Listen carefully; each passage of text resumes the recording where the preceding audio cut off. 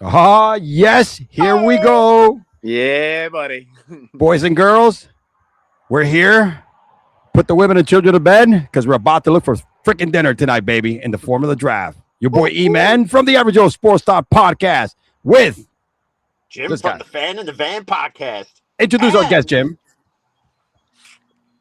The big old double B, Brandon Brass, silverback gorilla. How we doing? More hair than Curious George. Welcome. Not a fable told bear. Welcome, Brandon. We got B McCormick already in the chat. He actually was early. He's cooking been up in some the chat since night one of the draft. I'm telling you, man, he's cooking up some shit tonight, bro. You know how he does, brother. But that dude's a chef. He's like the white Raekwon because he's a chef. Yes, that's true. That is true, man.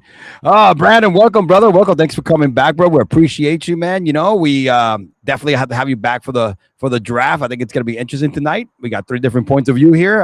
We're going to talk about our teams, you know, react to the best, I guess, reactions that we could think of. And we, you know, talk a little bit of other crazy shit. Jump off of the entire ride. You know what I'm saying? Sounds like this screen looks like a bad joke about to start.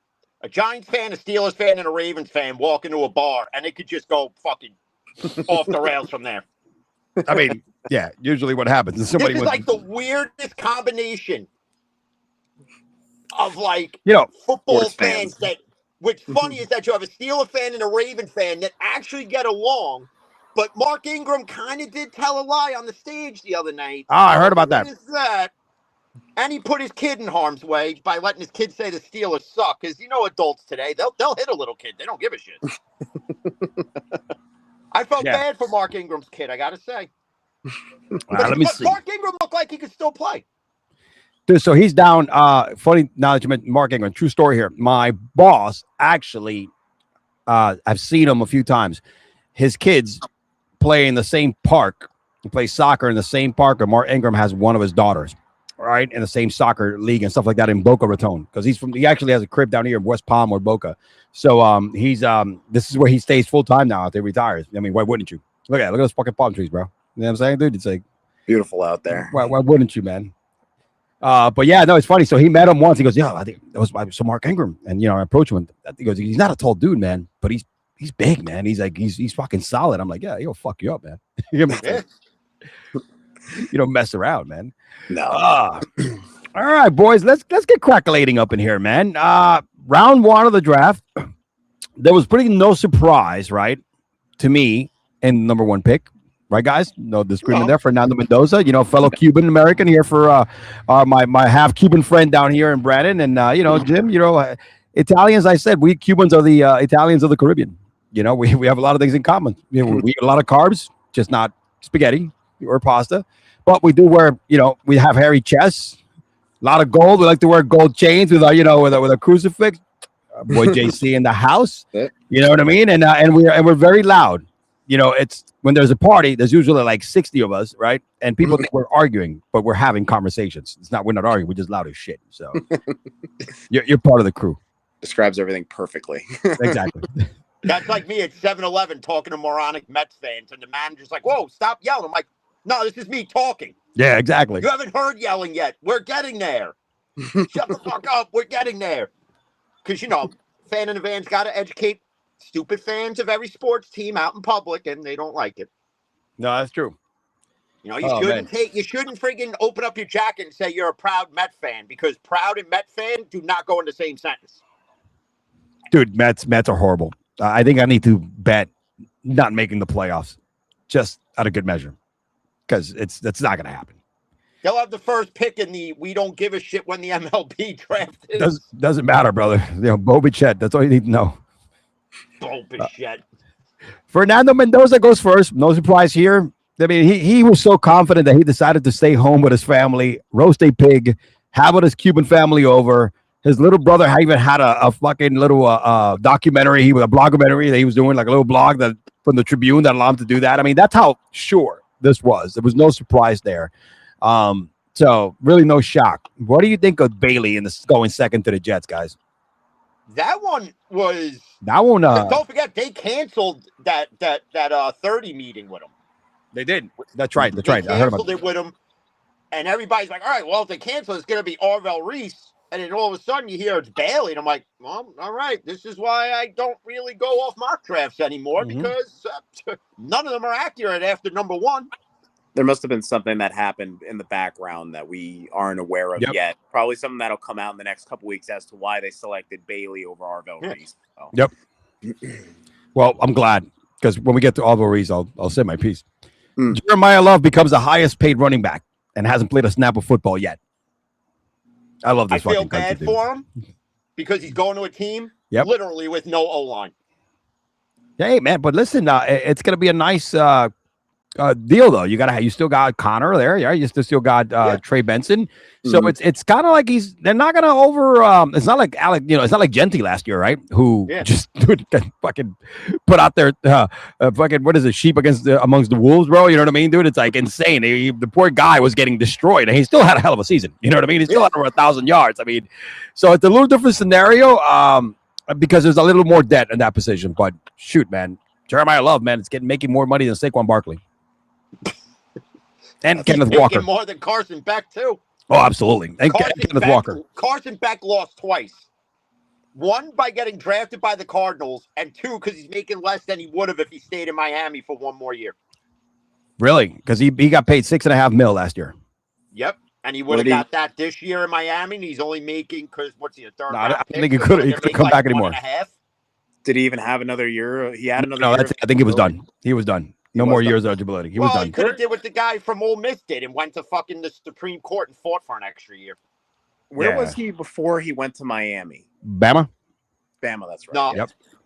What's Bama? Alabama. No. What was Georgia Tech. Not Georgia Tech. Georgia. Georgia. Georgia. Yeah. He was Alabama first, right? Is that what it was? No, it was Georgia. Georgia. You're right. Georgia. My bad. Shit, man. They're not that far from each other. Yes, they are. But all right. We have Cardinal Tate. I knew they were going wide receiver. So I just did not know which one. There were so many wide receivers in this first round that could have gone either way. The football gods listened to me on that one. Yep. I said Cardinal Tate's got to go between 4 and 5. We cannot let Cleveland get him. Nice job by the Titans. I think they did a good job. They had a decent draft to surround Cam Ward, who I think it's a good quarterback. You know what I mean? If you give him the tools. Yeah. And of course, my Giants with Arvell Reese, baby. Woo! I'm excited. World in controversy just because of the Mike Neighbors episode. What is your personal take on that? I mean, are you a believer in what Neighbors said about Reese and that they should have went with was it the guy from the Colts' brother? Caleb Downs. Yeah, Caleb Downs. Everybody was saying Downs, man. This is a typical. He's not the coach, right? Neighbors is an offensive player. Yeah, he knows most football than I do because he played a game. But again, he's always been very outspoken. You know what I'm saying? Since his rookie season, and he's a little bit. He's your typical. He's an unbelievable wide receiver, but he has that prima donna mentality where he likes the spotlight, right?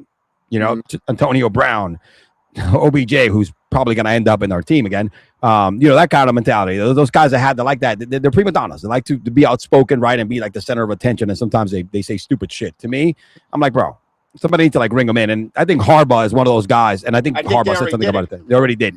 I think they already did because it's something I read that he had to apologize for what he said throughout that whole thing.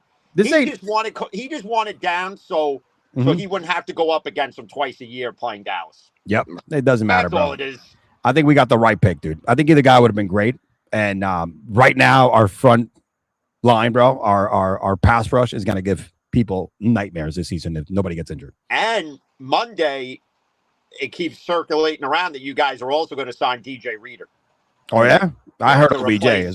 Sexy Dexy, so... Yeah, man. Listen, we got a 10th pick out of Sexy Dexy. I'm okay with that. The biggest thing I want to see this year is how the Giants stack up in a new scheme. Yep. Because that's going to be pivotal. I mean, you could pay all these money to all these players and draft these high potential defensive players, but it's going to be what does the scheme come down to? I mean, we saw this last year with Baltimore. Baltimore probably had the best defense on paper. Yep. But unfortunately, being led by Zach Orr, the schemes just weren't there to actually, put the action in. So I'm just curious to see how the Giants, address that and how they respond to having new schemes and these players coming in. So that's going to be the biggest thing for me. And Harbaugh is not a defensive coach. He's a special teams coach. So who did you guys hire as your defensive coordinator? Who is it? Who the hell was it?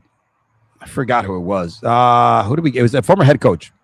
Because I thought you guys were going after Zach Orr. I know that there was a lot of reports at the time that Zach Orr. It wasn't Zach. Actually, I'll look it up shortly here. Let me give a quick shout out to McCormick. He got us a B-Max pick right here. We have anytime home run by Ozzy Albies plus 600.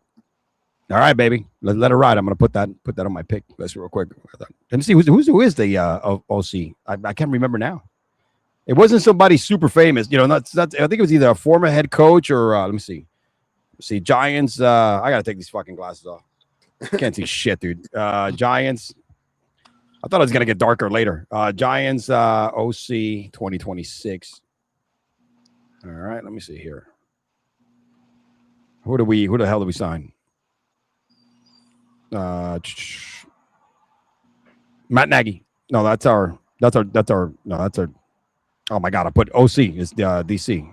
DC. I think Nagy doing I put both here. What do we got here? UDC. What? Fuck, come on, internet. Let me. Shit, man. All right. Let me see who. So we got my producers here are fucking up, bro. Who is the Giants? Sons of bitches. I'm telling you, dude. I'm gonna fire these Indian kids. On the same day. No fucking Christmas bonus for the IT department this year. Denard Wilson. I knew it was somebody famous. Denard Wilson. He was the DC for the Titans, which that explains a lot. Well, dude, the Titans, didn't have much, but they really had some good schemes on them. So I think this is a good problem to have, is what I tell people, right? It's a good problem to have, especially in a division where you're gonna have where you going after quarterbacks that are mobile. So I think it's I'm happy as shit that this happened, because even if you had downs, I get it. You're still gonna have to scheme. You know what I'm saying? You're still gonna have to come up with something. You're heavy, but I think I just like the athleticism. I'm a fan of athletic. You know what I'm saying, dude? Edges and linebackers and shit. You know what I mean, dude? Well, that's the thing with Reese. You could plug him here. You could plug him there. Yeah, exactly. And he's not going to be Thibodeau's replacement, because your lovely GM shut that rumor down after weeks and weeks. I know, man. That's stupid. Like, why would you trade him? I think the best thing is you're sitting here and you're talking about how you love linebackers and defensive ends, when me and Jim are fans of teams that have had prolific defensive ends and linebackers, so we know exactly what you're talking about. Yeah, dude. I mean, look, we with Burns having Carter there, Thibodeau, I mean, it's like you look at it, it's on paper, like you said, it looks fucking beautiful. On paper we should be like knocking dudes out, bro. I mean, running backs are coming down the gap, whatever. Even if we got matching up with some good tight ends, we got to shut tight ends and receivers down in the short game. We got to go after quarterbacks. On paper, it looks great, man. I mean, I want to see guys get. I feel like I'm back with back in the glory days again. Remains to be seen. But every team looks good on paper after the draft. I mean, Cleveland looks good too, and we know what's going to happen there. Oh shit, Cleveland.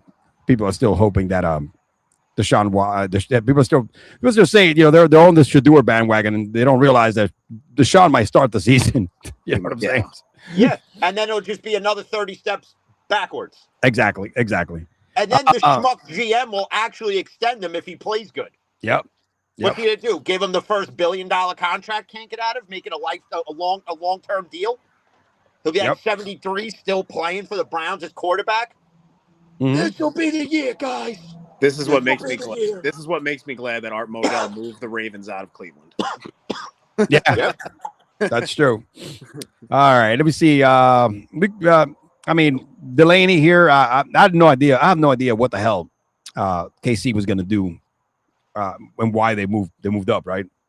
Mm-hmm. So, well, they had to move up because you got to replace McDuffie. Yeah, so that's what it was. So they got their guy and Jalen. Yes. Right, Jalen, the other guy who also went to the Rams. I think it was like a week later. Mm-hmm. So the Rams wind up getting the Chiefs. Yep. Oh, what? Jawan Taylor? Yep. No, it was Jalen something. Jawan Taylor's the lineman. They got their other cornerback as well. It's Jalen. So I can't remember. Is Jalen Turner? It's something like that. But they wind up getting both of their starting cornerbacks. They just traded for McDuffie, and then they signed the other Chiefs cornerback within a week. So yeah, they gave him an extension right away too, and they paid him some shit like that too after they traded him. All right, here you go, Jim. Jordan Tyson here. Hey man, they're all in on what's his name, Tyler Shaw. So it is what it is. Still ain't gonna win the NFC South, but no, at least they're making moves to improve. Yeah, Spencer for no. Your shit stain team guys, you know, hey, that was somebody that was even that they were on one of the mock drafts I seen was that he would have fallen to the Ravens. Mm-hmm. Another one I seen he would have fell to us. Yep. And of course Cleveland takes him. Son of a bitches. And Francis Moigua, I can't pronounce this fucking guy's name. I said it today in my short. I saw this guy in being down here in Fort Lauderdale, you know, in Miami. I saw this guy play a lot. He was on the news every fucking day. Dude, I mean, it's just, again, typical John Harbaugh draft, right? This is the way they do. They draft defense. They draft O-line. You know, we're going to go ahead and make sure we protect the quarterback. And this guy is nasty. You know what I mean?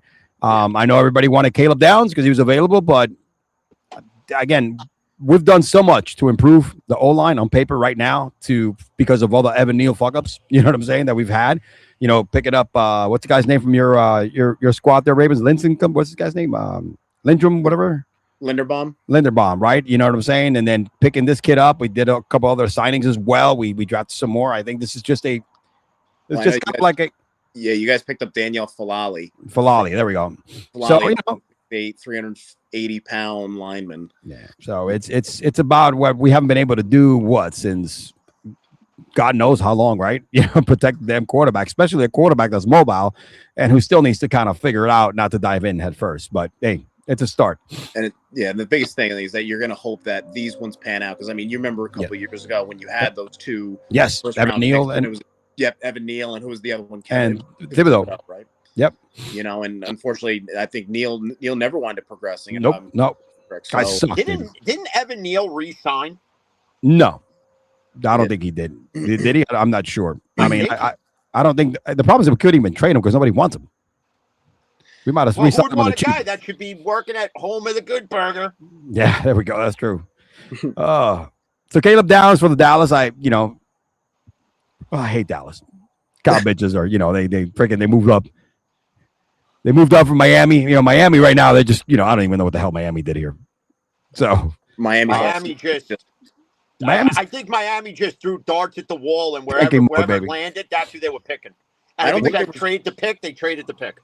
I don't think there was one. I haven't seen one solid move that Miami made this year. I mean, they brought in a QB who started, you know, as a backup. What was it, like 10, 15 games for like the Packers, and you know, came like one of the worst quarterback draft classes in recent history. And then they got rid of basically everybody, wide receivers, their defensive ends, and it's like you're looking at this team, and it's like, damn, like they're down to a skeleton team. It's tanking. I think who's their number one wide receiver isn't it the guy from Dallas? Isn't Turpin like their new? No, Malik. There's some guy named Washington who was like the number 3 guy last year, so he's now your number 1. They drafted another wide receiver this year. He was a quarterback in college, Malik. Something like that. Yeah, he was with Baltimore a couple of years ago. He was the quarterback and wide receiver of his college team. Yo, he is damn. Bro, he was catching his own passes. So that's what they might be asking Malik Willis to do.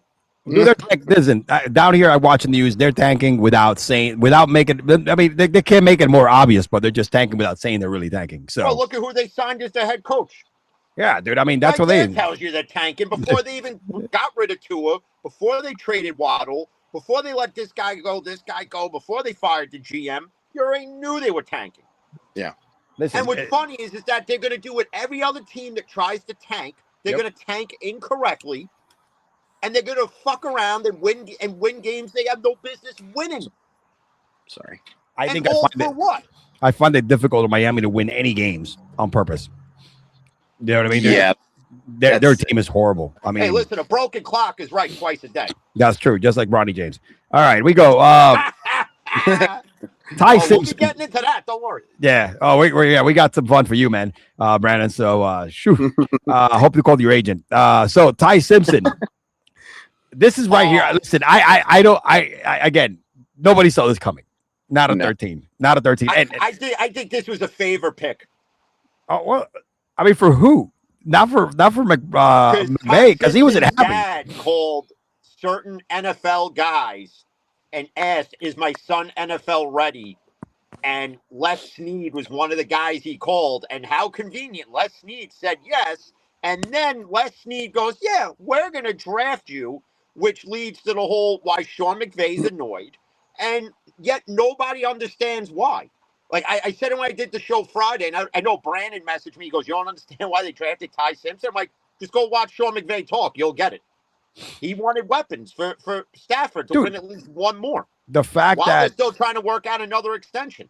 The fact that you had shit, man. Look at that. We'll get later. The wide receivers that came after that were like shit. Imagine these. This isn't even and next year is the better quarterback class. Yeah.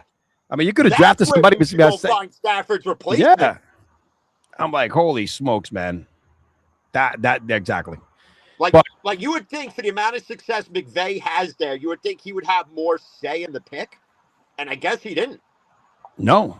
Well, and the other thing too is like when you look at certain things, it's like I believe when Jordan Love was drafted to the Packers, that was pretty much the year that they were getting ready to move on from Rodgers. So I believe Stafford signed a 3-year deal last year. Didn't he sign an extension? Yes, he did. No, they're still working. No, I think. No, yeah, he did sign an extension. 2-year, and this year coming up is the last year of it, and they're trying to work out another one. So the thing is I believe if you're gonna start drafting, quarterbacks to kind of mature them and groom them, is you kind of wait until it's that quarterback's last year, right? So basically with like a good example would have been Daniel Jones with Eli Manning. They drafted him that they believe was Eli's last year. Yes. I don't think you should be drafting him 2 years beforehand. Draft him the year that, your quarterback is saying, listen, this is going to be my last year. Let's bring someone in to, kind of groom him, get him ready to be my replacement next year. It's the same thing with Lamar and Flacco. Lamar got drafted that Flacco left. You know what I mean? So it's the thing. You mean like what the Steelers didn't do with Ben? For 6 years now? I think going on 7, yeah. Yep. So it's a tough one.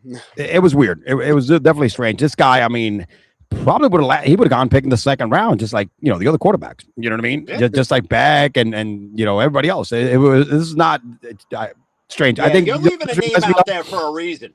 This reminds me of a Jim. No pun intended.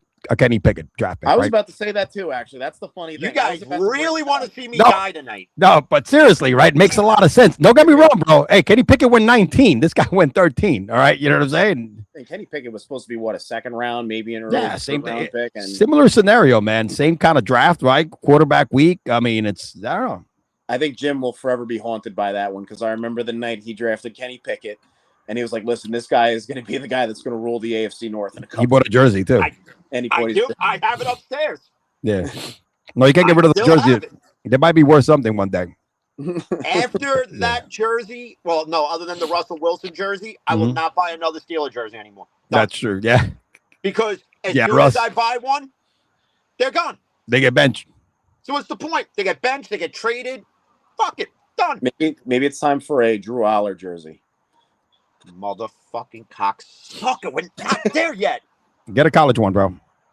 No, I don't want anything to do with them. They're probably on sale right now. Yeah, I'm going to buy one. I'm going to use it when I run out of toilet paper and wipe my ass with it.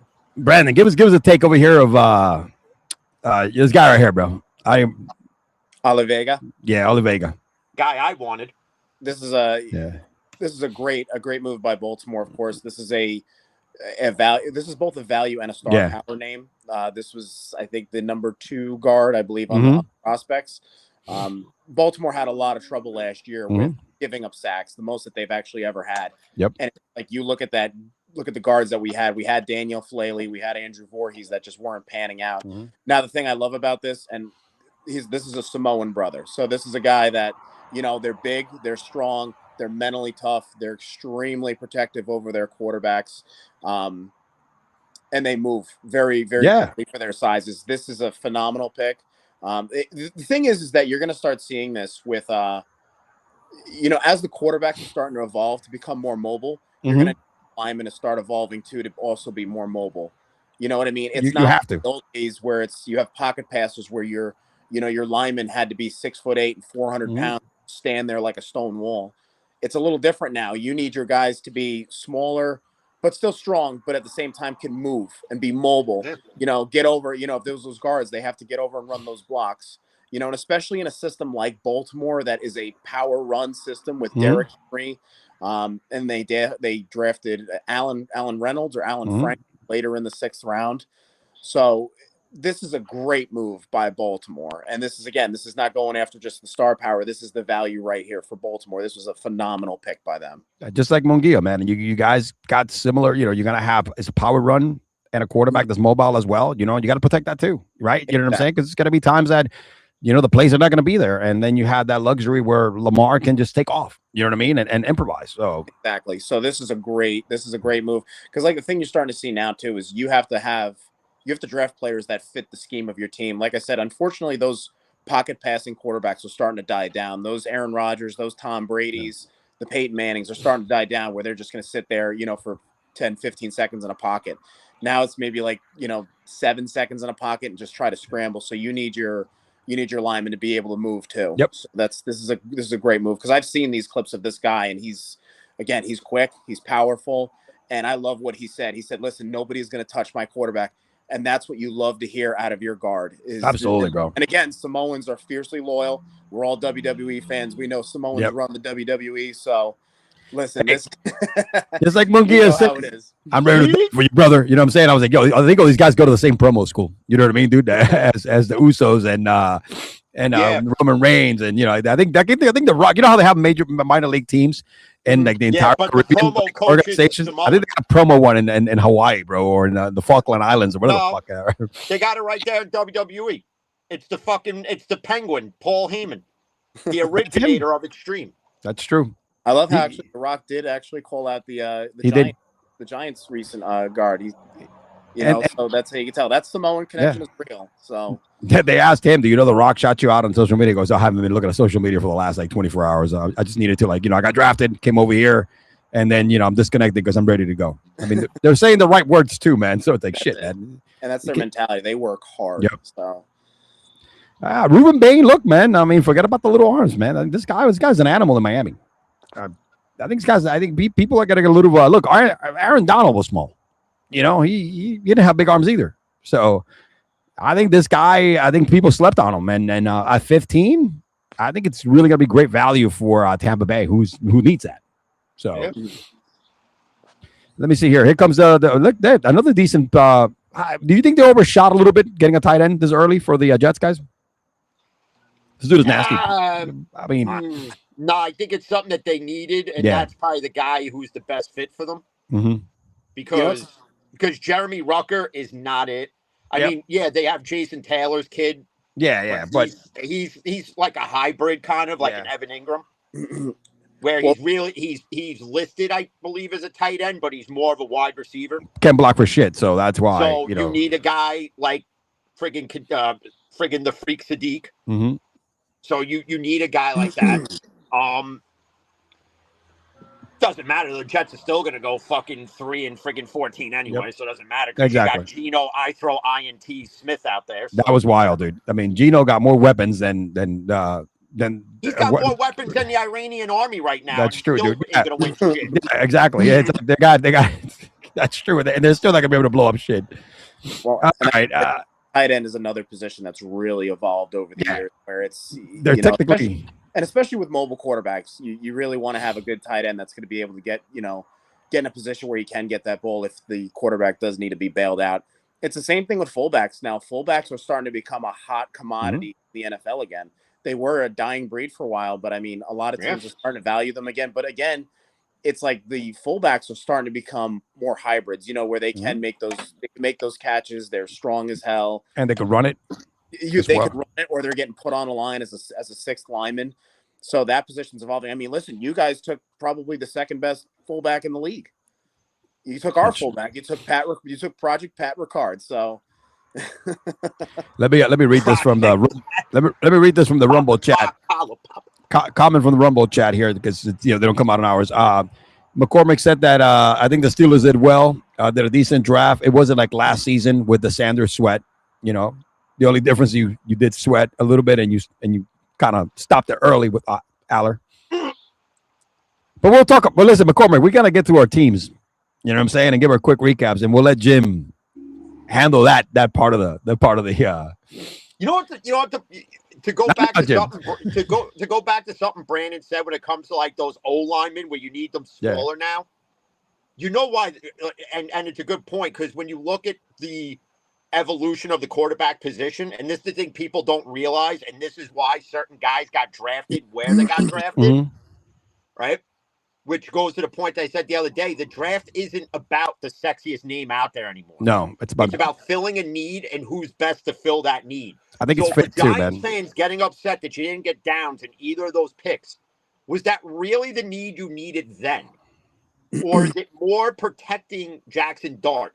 That's why you traded Dexter Lawrence away to get the 10th pick. That 10th pick was never going to be for a wide receiver. It was never going to be for a corner. It was going to be for somebody who's going to protect Jackson Dart's blind side. Absolutely. I mean, it's like better hope that oversized Jay Uso can do that. Well, and this thing too is when you're the Giants and your franchise quarterback was in concussion protocol multiple times this year. Every week. He was in it more times he played. Every week, bro. At that point, you need to say, listen, like we need to. One, you're going to bring in Harbaugh because Harbaugh worked with Jackson. You know, absolutely. Jackson didn't. I think maybe had one concussion. Even then, that still sounds a little off to me. But like I said, if your quarterback is in concussion protocol 3 or 4 times in his rookie season, that means that there's a lot of mechanics that need to be fixed. But that also means he's scrambling a lot, which means that line is not doing him any duties. So the Giants absolutely did the perfect thing by drafting a Samoan lineman to protect him. You know, and again, going back to what I said, how fierce and how loyal and how tough they are. This was the best move for Jackson Dart. This is his line last year. Threw for 15 touchdowns, only 5 picks, and ran for 10. So, see that combination? What, 60% of the time this guy was running? You know what I mean? So, it's very similar to Lamar Jackson's rookie season. Numbers were a little bit better because he played more than Lamar Jackson's rookie season. You know what I mean? So, that's why. And again, and he had no protection whatsoever. So, again, it's like that's why I was so happy when we got John Harbaugh, right? Because he's been there before. Well, you know what I mean? And then look at that line. So if you look at Lamar Jackson's rookie year and then you go to 2019 when they shored up that line, everybody, if you look at that all-pro team, I think all of the linemen on that all-pro team were all pros. Yes, and they were. 36 touchdowns. He had 4 interceptions that year to win his first. Won the MVP, man. You know what I mean? And he had Hollywood Brown. That was your best receiver. Hollywood Brown and Michael Crabtree. Yeah, again, Hollywood. That's what he was working with. A bunch of, you had a rookie and a bunch of cab drivers because Crabtree was washed up. You know what I mean, dude? It's like you were going to that time. I mean, insane. That's because of that line that helped for Lamar, and it was the most safest line that Lamar's probably ever had. Yep. All right, so I'm going to skip all the way to Makai Lemon. Good pick by whatchamacallit, by the Eagles. I hate to say it. Stolen pick. Yeah, exactly. Because this should have gone to the Rams. You know what I'm saying, dude? This should have gone to the Rams right here. No. This should have went to the Steelers. I think we're actually going to draft him, and then. So what exactly? Pittsburgh was on the phone with him, and Omar Khan's telling him, "Hey, we're going to draft you." Blah blah blah blah blah. Philly does the deal with Dallas, which Dallas, I don't get why you keep doing business with Philly. You fucking schmucks. You just handed. There's a lot of negativity around Lemon, so. Yeah, but dude, he looks high. But you know what I'm saying? He has a little problem staring in the eyes. But the bottom line is he's nasty. The bottom line is he should have went to Pittsburgh. He didn't. It is what it is. I'm not going to fucking harp on it. If the NFL wants to investigate any sort of whatever, go ahead. They'll investigate that more than Mike Vrabel, whatever, regardless. They got to investigate what AJ Brown goes to the whatchamacallit, to the Patriots. I said the other day, and I'll say it here, the NFL will now intervene and make a team swoop in so it doesn't look like collusion to make them look suspicious. I think AJ make it look less suspicious at this point and clear any collusion conspiracy out there that people are already conspiring to think about. AJ is gone. Yes, he is. All right, by June 1st. You know what I mean? Look at what they did before this draft pick. Yep. You traded for Wicks out of Green Bay. they brought somebody else in as well, like right after that. Didn't Hollywood go to the Eagles? Yeah, Hollywood Brown went there. Hollywood, Florida Brown, because he ain't Hollywood, California. That's baby, Hollywood, baby. He's Hollywood, baby. You know, Hollywood, Florida. Yeah. So just before trading Lemon, AJ Brown's writing was on the wall. Mm-hmm. Just by bringing in Dontavius Wicks and Marquise Brown, right there, it said, "Yeah, we're the reason why AJ Brown's not moved yet." So for any schnook out there that's complaining, "Oh, they're not going to trade," it's the same thing that the Niners are trying to do with Ayuk. Yep. They're going to wait till that post June 1st date. So, like with AJ Brown, his dead cap money right now, if you trade him, is $40 million. Absolutely, dude. If you trade him post June 1st, it goes down to 20. So you want to save $20 million? You wait till June 1st. Absolutely. Then you trade him, and it's the same thing with Ayuk. Yep. You're not going to just release him. You're going to try to get something for him so you can get that money off your books. Fortunately, the 49ers ain't getting shit for Ayuk. Dude, it's it'll probably just be, hey, take him in the money, and we want a 7th round pick in like 2042. That was the biggest waste of money the Niners. Absolutely, man. I mean, they went based on 1 year, and then look what happened. He played 4 games, and then was just nothing but trouble. And then the substation kicked in. Mm-hmm. Max, how do you pronounce this, bro? Ianacor? How do you pronounce? I like this because they have to address O-line. Yes, you do. You lost Isaac Semalalu to Arizona. No, Tampa, I believe. So you had to replace him. And, of course, you got the island of stupid Steeler fans out there. Oh, we should have taken a guy that tore his ACL who may not even play this year that the Raiders take like in round 4 or 5 in Jermon McCoy, right? Oh, the corner. Yeah. Yep. This is a good pick. You get a big guy who's going to protect whoever the quarterback is, because obviously we're going to get to that later. Yep. It's not the sexiest name on the list. Yes, we would have liked the guy that the Ravens took. Yes, we would have liked Fano. Yes, we would have liked the guy the Giants took. But that was a need, and it had to be addressed there. Yep. We addressed the second need later on, which was another good pick, which obviously we'll get into when we reach that point. I like the pick. It's a good pick if you're a Steeler fan. That doesn't understand how the draft works. Do me a favor, don't watch the draft, shut the fuck up, and that's it. Because this is what the draft is. It's addressing needs. This is how you replace people you lost. This is how you rebuild, retool, plug and play, whatever you want to call it.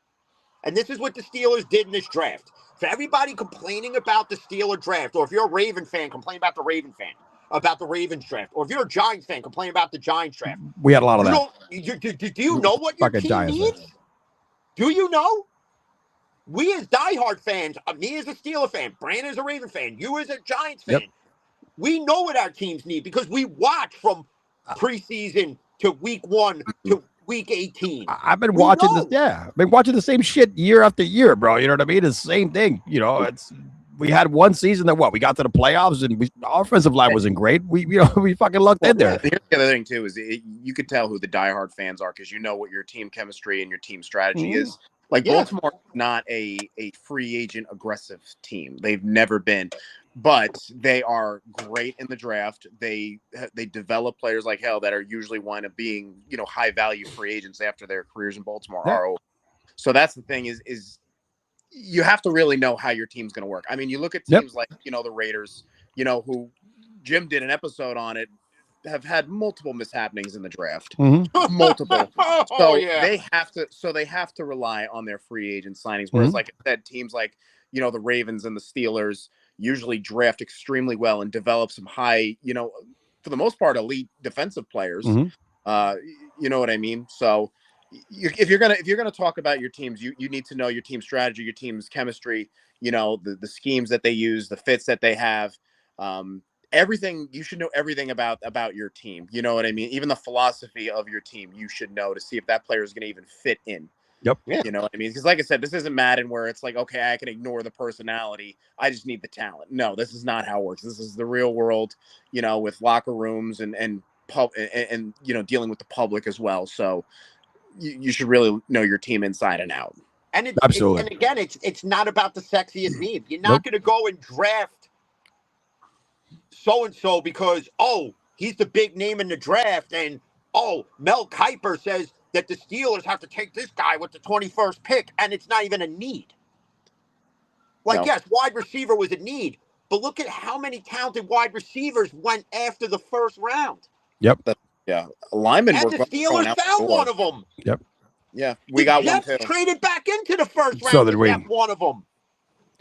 So here, go ahead, man. Thing this year, so yep. Linemen and linebackers, linemen, offensive line, edges. This is what it was, and corners. Yeah, this is not only that, you have to know the draft class and which positions are the biggest factor in that draft. Like next year, right now, according to what everybody says, it's going to be heavily quarterback. Mm-hmm. The next year, it could be heavily running back, for all we know. The year after that, it could be heavily wide receiver. So your team's drafting process and scouting is based on that probability. Yeah. That's it. All right, we don't. If you don't understand it, again, don't watch the draft and don't watch football and go watch fucking the Barbie movie with fucking Ryan Gosling and jerk off to Margot Robbie. I don't know. I don't care about San Diego. I don't care about the Dallas Cow bitches. They go pound sand. Go fuck yourself, San Diego. Hey, look, your shit scenes, fellow rival for both of you guys, got themselves a decent wide receiver. Casey comes from Sion. I think that's a nice pick. I like that pick for them. I was a really good pick for them. I feel bad. Yeah, shit. That's gonna be another season of the same shit. We could skip all the way to talking about what fits the actual team, right? New England is a perfect example. So it's Kansas City. Right, they're drafting because they already have positions in place. Right, they already have some defense. They already have the quarterback. Right, they already have certain things in place that they could go ahead and now they're just kind of like reinforcing what's going to make those other players better. That's what Kansas City did with their picks, both of their picks, and so is New England at this one. That's a perfect example.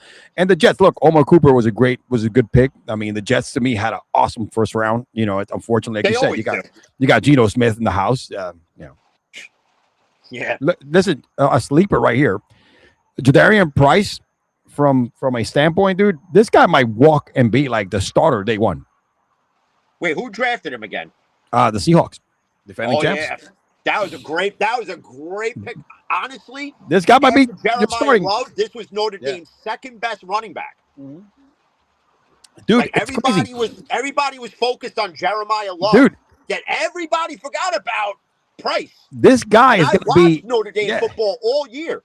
So when I'm seeing these guys getting drafted, like when you see Price getting drafted, I'm like, all right, there's Kenneth Walker's replacement. This dude's going to be because nobody they're not high on Chardonnay. I haven't drank in a while, man. I think I need to start drinking again. I think that what they saw here is like, dude, we got our guy.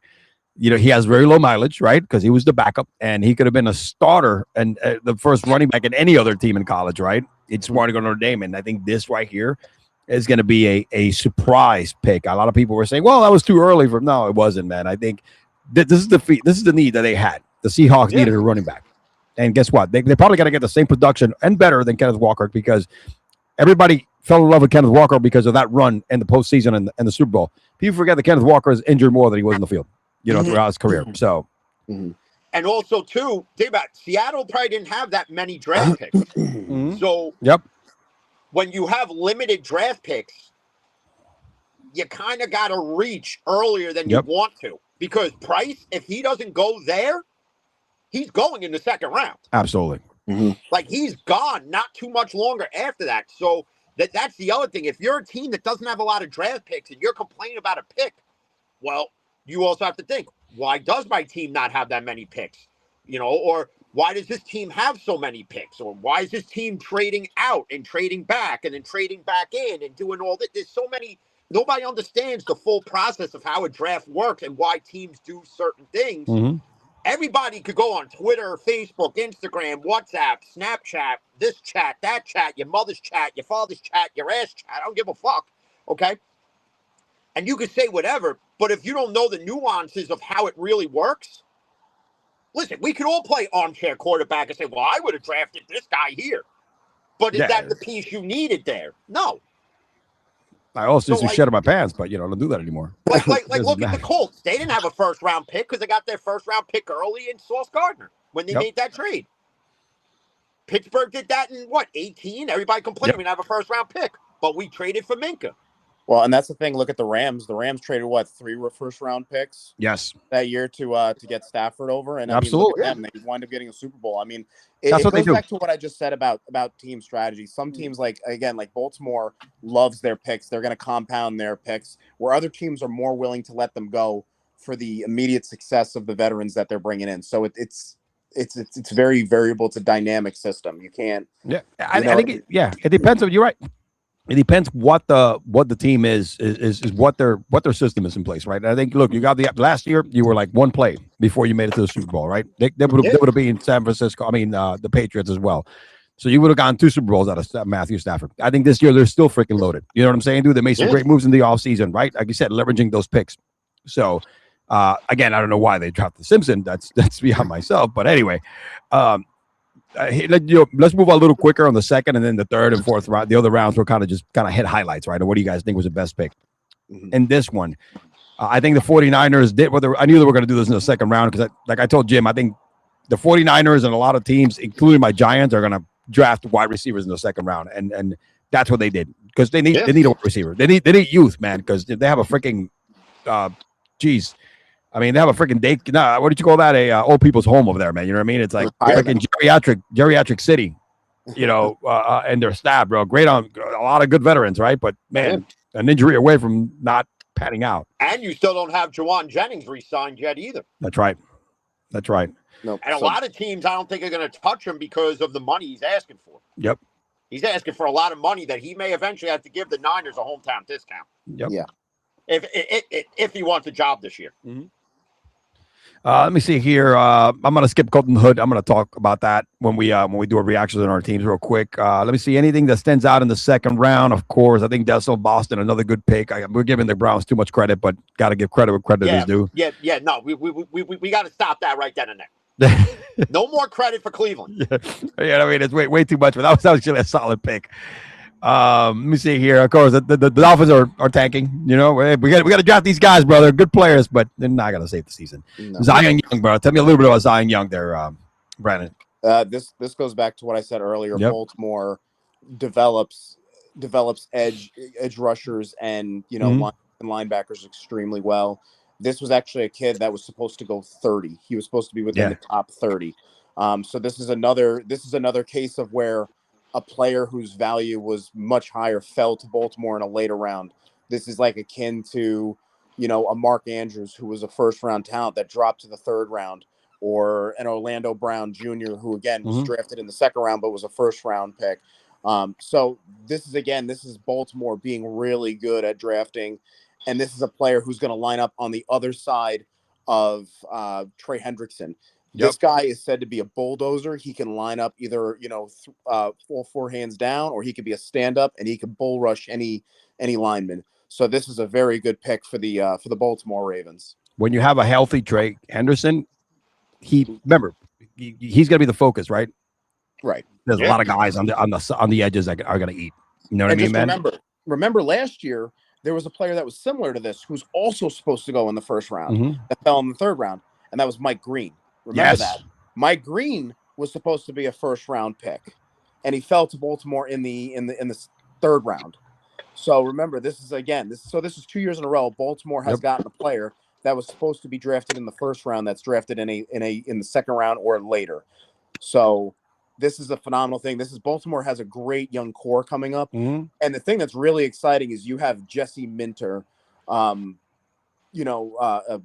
coaching that team and heading that defense. So this could be a very young, dangerous Baltimore defense that comes out this year. It's going to be, like you said, young defense. They're going to have some growing pains, but they're fun to watch, right? I mean, look what he did last year with Los Angeles and those young players. He made them league, and they were young. They'll start out slow, but remember what happened towards the end of the year? I mean, they were just like dominating. All of a sudden, after week 8, that defense was one of the best in the NFL. Mm-hmm. Yep. So this is All right, hey, good solid pick for your Steelers over here, my friend. You know, hey man, Alabama wide receivers, man, they make a living. I in the love NFL. the fact that they traded up to do this. Yep. Well, I think And there's people allowed to complain about this one too. Yeah. Let me see over here. What do you guys? D'Angelo Ponds, man. I mean, everybody saw this guy play in the during the playoffs, right? And then I think the dude's a solid player. You know what I mean? Another guy that played 5 seasons. These CBs are coming out. Especially all the Indiana ones. He's one of the ones that played like 5 seasons in college, which I guess that should count for something, right? Some season, the veterans might be a little more ready, has more snaps than some of these younger ones. So Jets, just like the Browns, I'm giving the Jets too much credit, but so far they've had a really solid draft. That out too. Yeah, okay. All right, let's jump right to this over here. Let me see here. No, what do you think of Eli Stowers? Right, even though they are heavy. I mean, they still got 2 tight ends, right? They Goddard still there. They re-signed them. Let me go to the chat real quick here. We got Ravery Sports. By the way, Brandon, this guy is all Baltimore sports right here. Trekkers will have 12 sacks for the Ravens this season. That's a strong possibility if healthy. If he's healthy, yeah. If he's healthy, he could go more. Yeah. And again, with the Jesse Minter defense, he could certainly go more. I mean, he's gotten up to 17, 18. He did it for, 3 seasons in a row at one point. Yep. So, I mean, you're on a loaded Baltimore defense that was better than by yards was, by Ponds better than Cincinnati's defense. So his floor, I think, his ceiling is a lot higher in Baltimore than it was in Cincinnati. I think this Eli Stowers pick goes back to, right, you drafted a wide receiver, you're bringing a tight end, and again, that new prototype tight end, right, that it's kind of like having a wide receiver as well. It's all getting ready to we need all these targets to go to multiple players, right, as they get rid of AJ Brown. I think that's kind of like what I see this heading. The reason why they drafted a tight end in the second round. I think that's I think they did the comparison of like he's another one of those guys that's a hybrid. Yeah. Where it's like, look what he does here, but he can block, but he also runs like a wide receiver. Everything Philly did, again, that's the other thing. The draft tells you a story of what's to come. Mm-hmm.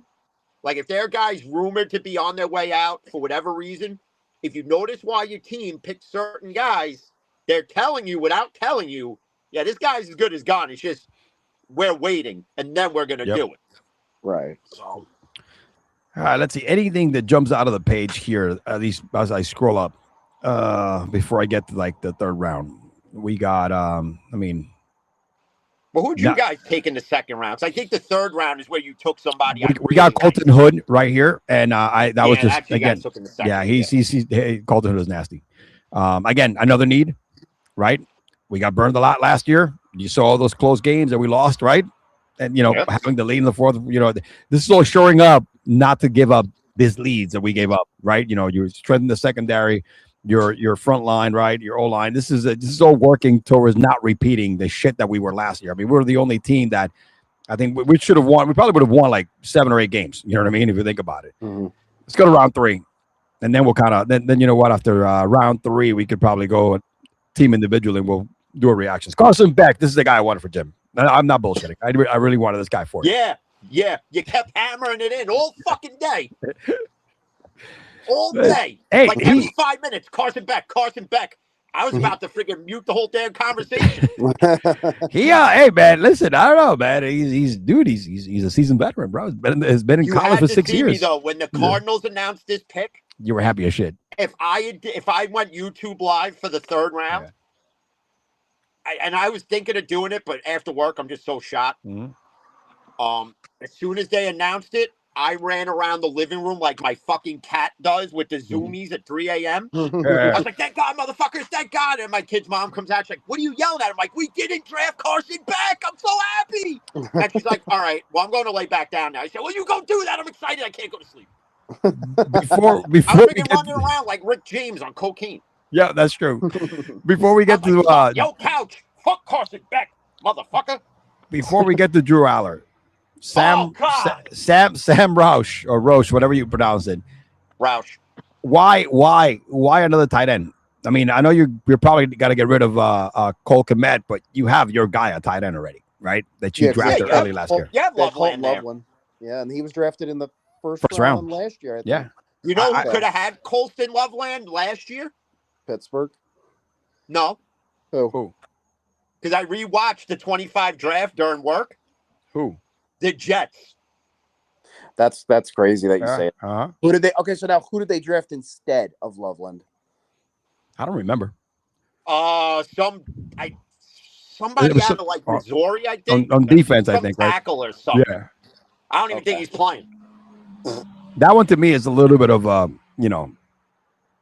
shocked on that one. And then they traded it was also. Funny rewatching the 2025 draft and hearing how Shador should have been the first pick over Cam Ward.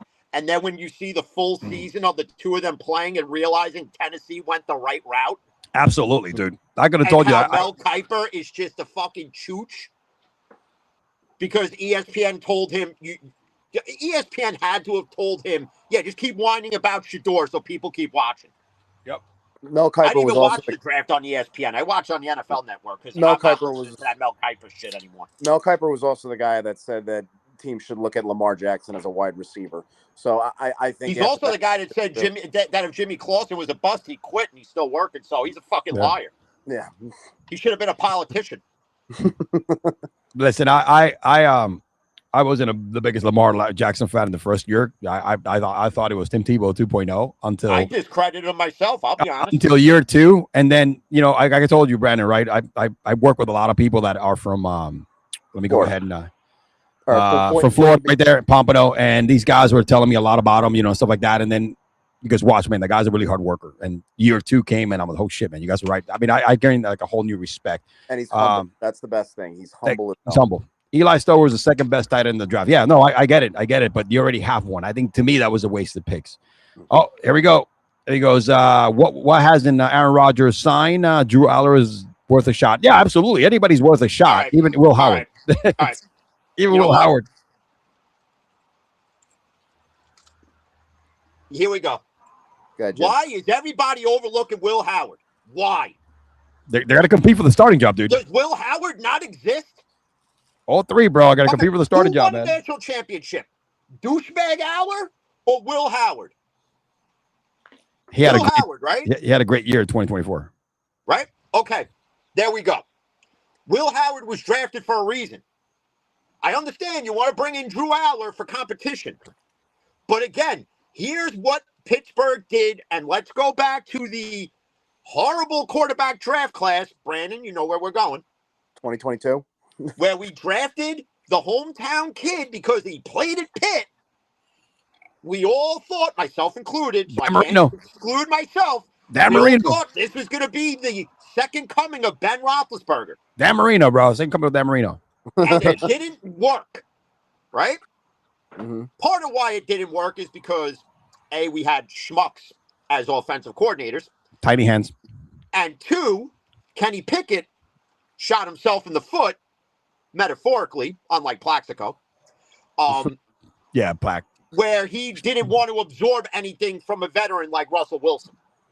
Plax was Cheddar Bob before. I figured, hey, well, I already started. Why do I have to now go sit on the bench and learn from somebody else? Well, you should have learned from somebody who has just as tiny hands as you. I'm really curious to see how McCarthy can develop Will Howard, and I guess now you could say Drew Aller.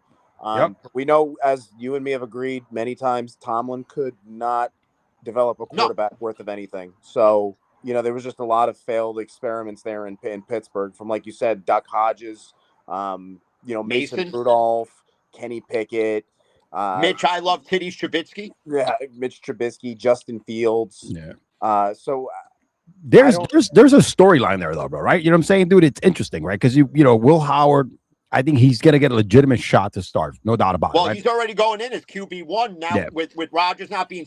And this is the thing that annoys me. Is why are we waiting for a 42-year-old? We won the same amount of games without you, with you. Right? And it was the same result. Why are we sitting here waiting for Rodgers to make a decision? Just let him take his imaginary hot wife, just go in a cave, friggin' shoot blanks inside of her, take ayahuasca, and enjoy retirement. You got nothing left to prove. Nothing left. Last year, you were supposed to empty the tank and give us everything we were expecting. Go get past the wild card, get to the Super Bowl. Multiple reasons, not just Rodgers, because we didn't go and get a legitimate 2 or 3 in wide receiver. We didn't do any of that. Your running back was your number 2 receiver. Yeah. Yeah. Why? I don't get. Listen, we don't need to recreate this nostalgia from fucking Asiago Cheeseland up there in Wisconsin, okay, with McCarthy and Rodgers. Because how much did they win together? I don't think one Super Bowl in the amount of years and a whole bunch of choke jobs worse than Rusini on Vrabel at fucking at Coyote Ugly. All right. I don't think McCarthy.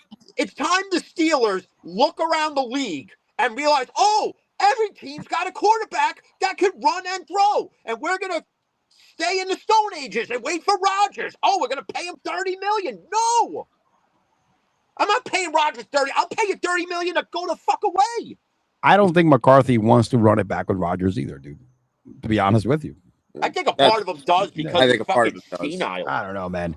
It'll be. I mean, I think it's having Will Howard, and I guess you drafted another quarterback to kind of throw in the mix. I think it's a good opportunity and it also puts a security blanket for McCarthy as well. Listen, man, I'm working with technically 2 rookie quarterbacks, right? 1 second-year guy that never got a single snap last year, and then a rookie quarterback this year. It buys him 1 more year. Rodgers doesn't buy you 1 more year. Rodgers, I think it's like this, dude. We got to give you Rodgers, and you better win. If not, we're gonna be bringing another coach. That's my issue with the Aller pick is this: you drafted a backup in the 3rd round. You could have got in the 4th or 5th round. Yeah, I think so. That's actually that's the first thing. Really, where I hate this pick. I agree with you. It's not that I hate the kid, and it's not that it was a reach. It's not any of that. It's just you wasted a 3rd round pick. Absolutely. It's a reach. You're right. You could have got another guard. You could have got one of the other wide receivers out there. You could have found maybe a project piece there. Anything else. You could have gotten. Nobody was taking Aller. No. Aller probably would have been like that Diego Pavia kid. He probably would have went undrafted. Think about it. Look at all the other teams: the Bengals, the Saints. All right, the Giants, the Dolphins.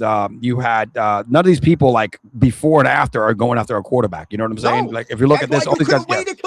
You could have got Aller in the 7th round if you really wanted to. Not 7th round, but I think more like this year is a little sooner. He's a 7th round quarterback, right, in a regular heavy quarterback year, or 5th. Yeah, but I think you're right, 3rd or 4th round. Absolutely. Because like I said, I mean, you're going to spend a lot of time. You want to spend more time on one guy, which I believe it would be your Will Howard. And like I said, I mean, if you're drafting a backup quarterback, you probably could have waited until like round 5 or 6 to get like a Garrett Nussmeier. Who went in the 7th.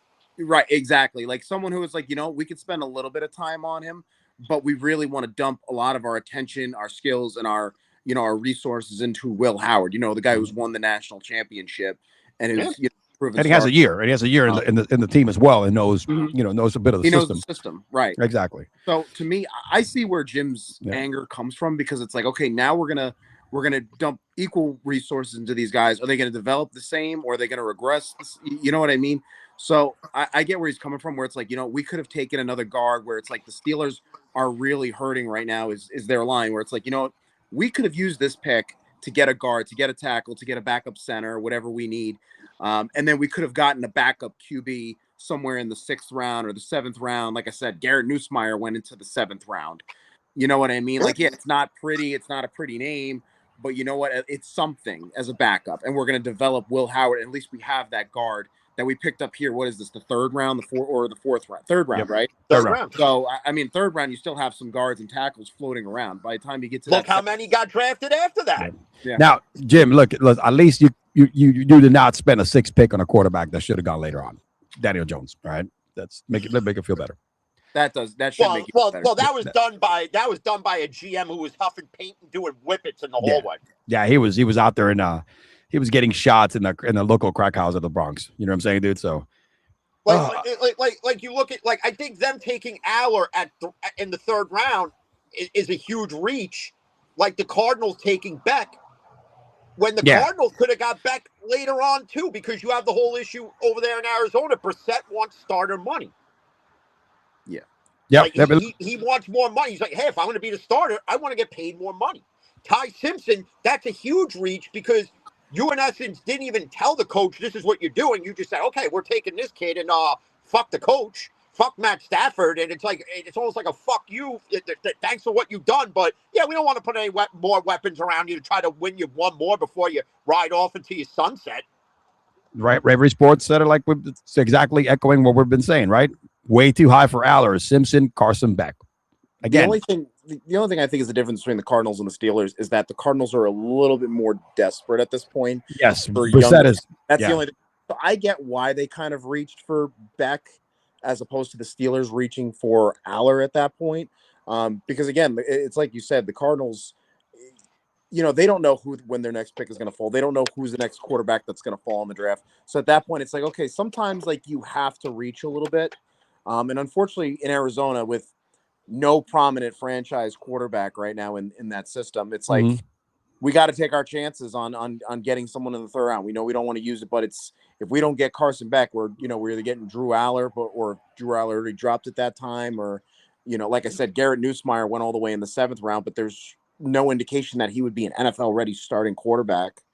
You know what I mean? So at least Carson Beck is probably, far off from Mendoza, but probably the more NFL ready QB. Yeah, just because of the snaps. Yep. College. Snaps. I mean, the dude has had the most snaps out of all these quarterbacks, and apart from Mendoza, you know what I'm saying? Apart from Mendoza, yeah. I think right here, Antonio Williams, great pick by the Redskins. That's the Redskins to me. I'm not gonna call them the Commanders. The uniforms are Redskins. Yeah, exactly. I think that was good. They needed this. They needed another weapon. You know what I'm saying, dude? They need another weapon apart from I forget the Scary Terry. Let me see. Going down. Get another one in June. Let's try. And listen, Malachi Fields, bro. I am in love with this effing pick, dude. This dude is an animal. He's a dog. All right. I think. Listen, I know he fell. This guy fell in the draft because he's not that fast, is what they say. But listen, this is a third down. Give me the tough.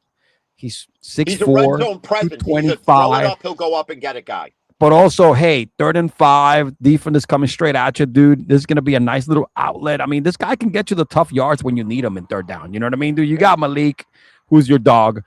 This guy, I think it's going to fit. And if everything goes well, this is going to be our wide receiver too, right? You know what I mean? Right there with Isaiah Likely. Because Isaiah Likely right now, coming into the season, is our 2nd best wide receiver. You know what I mean? That's pretty, even though he's a tight end. But like you said, don't knock former Steeler Calvin Austin. The fuck out of here, bro. All right, just Slayton, Austin. Fuck out of here, bro. Come on, bro. Get out of here, bro. Come on, right? I like to call him Wan'Dale Robinson 2.0. Shit, Wan'Dale was better, bro. I mean, Wan'Dale broke for 1,000 yards, had like 6-7 touchdowns. I mean, the dude was catching. Wan'Dale was, what think about Wan'Dale? Man, that boy can catch balls. It doesn't matter. 5'9". That dude had he was in the top 5 in receptions, bro. He's a ball catcher, bro. No homo. But yeah, I like Malachi Fields here. Let me see here. Out of this whole thing right here, let me see so we can move on. What do you guys? Anything that stands out? Baltimore's wide receiver pick that you just went past right there. My bad. Jacoby Lane. You guys. This is right around. 6'5", I think 238 pounds. I believe I can see.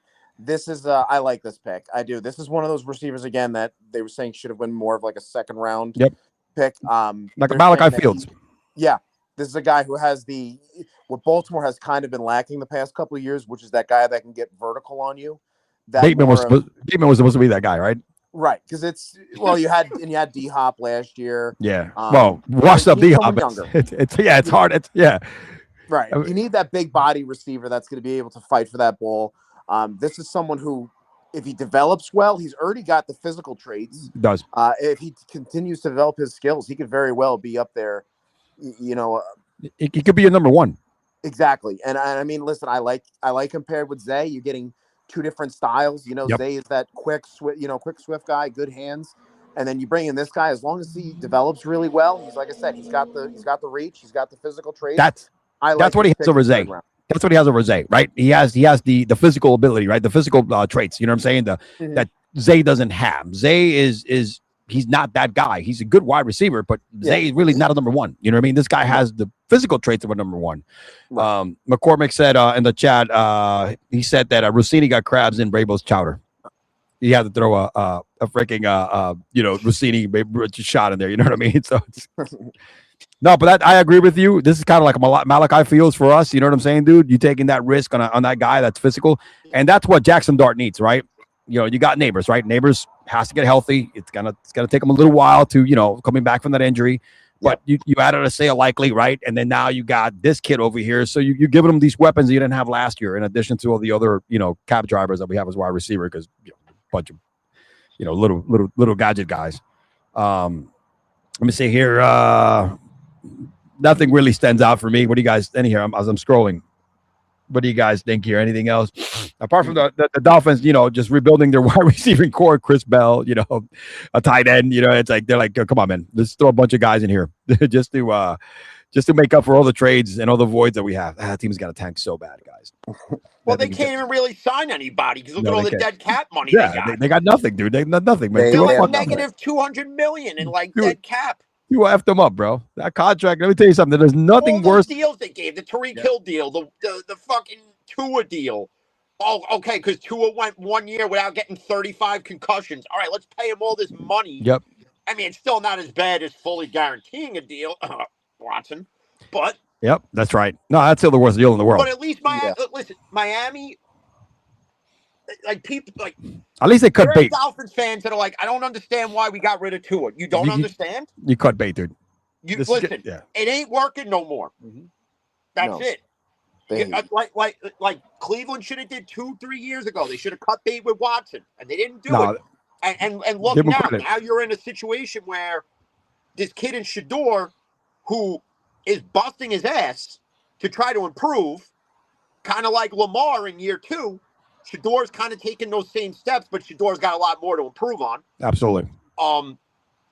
But this kid's putting in all the work now to turn around, and then Todd Monken, who says he doesn't like shitty football, well, you took the wrong fucking job. Yeah. Because you're coaching a shit team, literally a shit-colored team in a shit city with a shit quarterback in Watson, with a shitty GM, a shittier owner, okay? And a shit stadium. They named the team to the Cleveland shits.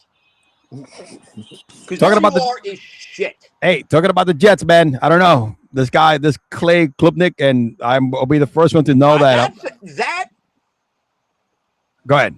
That one shocked me a bit. Like all the reports where they would find a quarterback in this draft, and that he's been looked at for his whole time in college, which I don't know how true that is, or Daniel Jeremiah just gets paid to say that. Who knows? Yep. But is that the guy who's going to be a franchise QB? Was this a case of like Woody Johnson's grandson playing NCAA 26 and saying this is who we should draft? Absolutely. By the way, Grandpa, don't trade for Jerry Jeudy because his Madden ratings are 80. Yeah, this is right here. I thought they would go and probably draft an Aller in my book, right? I mean, I would have rather the Jets drafted Aller. Wait a minute, you got picked him first. This would have been like a Cardinals situation where it's like the Jets could have reached on a QB, and I think it would have been okay at that point. This is excusable. You know why? Because if it doesn't work out, honestly should have reached for Carson Beck. Yeah, but you know what? They're sticking to their guns, right? They know that Geno is not going to light the world on fire, and this is like a throwaway pick, pretty much, right? That's kind of what it is. Let's see what happens. Throwaway season. Exactly. They still have a better season than the Dolphins, I think. No, I think they're going to be tied for who's shittier. Yep. Let me see here. It's going to be a three-way like Carson Beck's girlfriend is used to being in. Elijah Surratt, right here, man. What do you know about this guy, Brandon? If you know something, a little bit smaller, a little bit swiftier. This is a guy that I believe is gonna take hold of like the wide receiver 3-4 rankings. Gotcha. Baltimore did just lose Tylan Wallace. Yep. Who was also our punt returner. Again, a smaller guy. So Baltimore's really just trying to shore up their wide receiver room without going with the classic Baltimore curse of bringing in an aged veteran.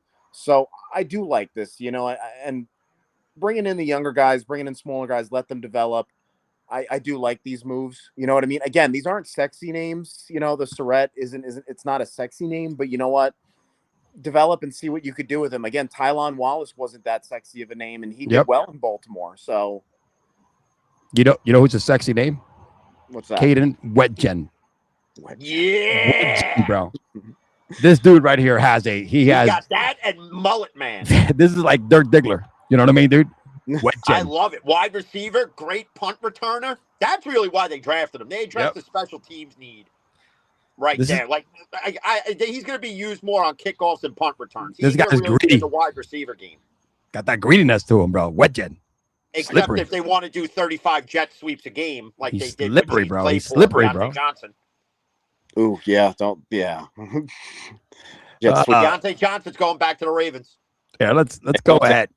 Let's go fuck around here. Let's go straight to our teams here, man. Hold on a second. Let me take a look here. We have I know I went another draft. Let's go. There was a spot here. Oh, here we go. There are teams. Boom. Let's go recap now. Let's forget the other fucking rounds, dude. Let's start alphabetical order. Brandon, give us a grade for your squad. Ready? Let me rattle off. You go Anoni, Zion Young, Lane, Sherrod, Matthew, Hibner, whatever. I mean, you got to replace Kohler. Is that what it was? Polar, whatever his name was. Polar and Likely. That's right. So you definitely needed a tight end. You got a running back. There's no, you got to replace some running backs too. You got a punter. Give me a unbiased, truthful grade of what your team's draft was and what do you expect? These young players. I'd say A-. Baltimore has a history of drafting really, really well. They drafted a little bit all over the thing. I know they drafted a cornerback, but again, the thing about Baltimore is they have a very strong cornerback room. So at that point, you're just looking for depth. Absolutely, you need to. Outside linebackers with Zion Young really helps because look at Baltimore last year. Baltimore injuries fucked you up. It was injuries, and they were injuries in scheme. Yep.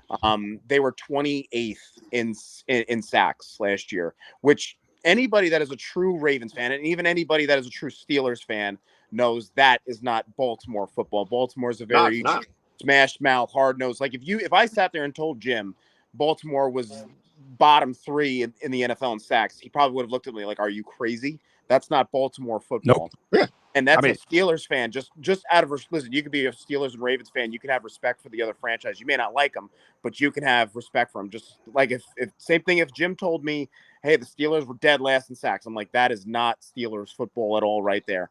And the thing is Baltimore really, they do both ways where they'll draft the sexy name sometimes, or they'll draft the value. You know what I mean? Looking at last year, 2 years ago, when Kyle Hamilton dropped to them. And again, that was sexy name and value as well. So Baltimore, I'm going to say this year gets an A-. I'm looking. They had a guy drafted out of SMU. They said that he's a hybrid between a tight end and a fullback. So I can see that being a Pat Ricard.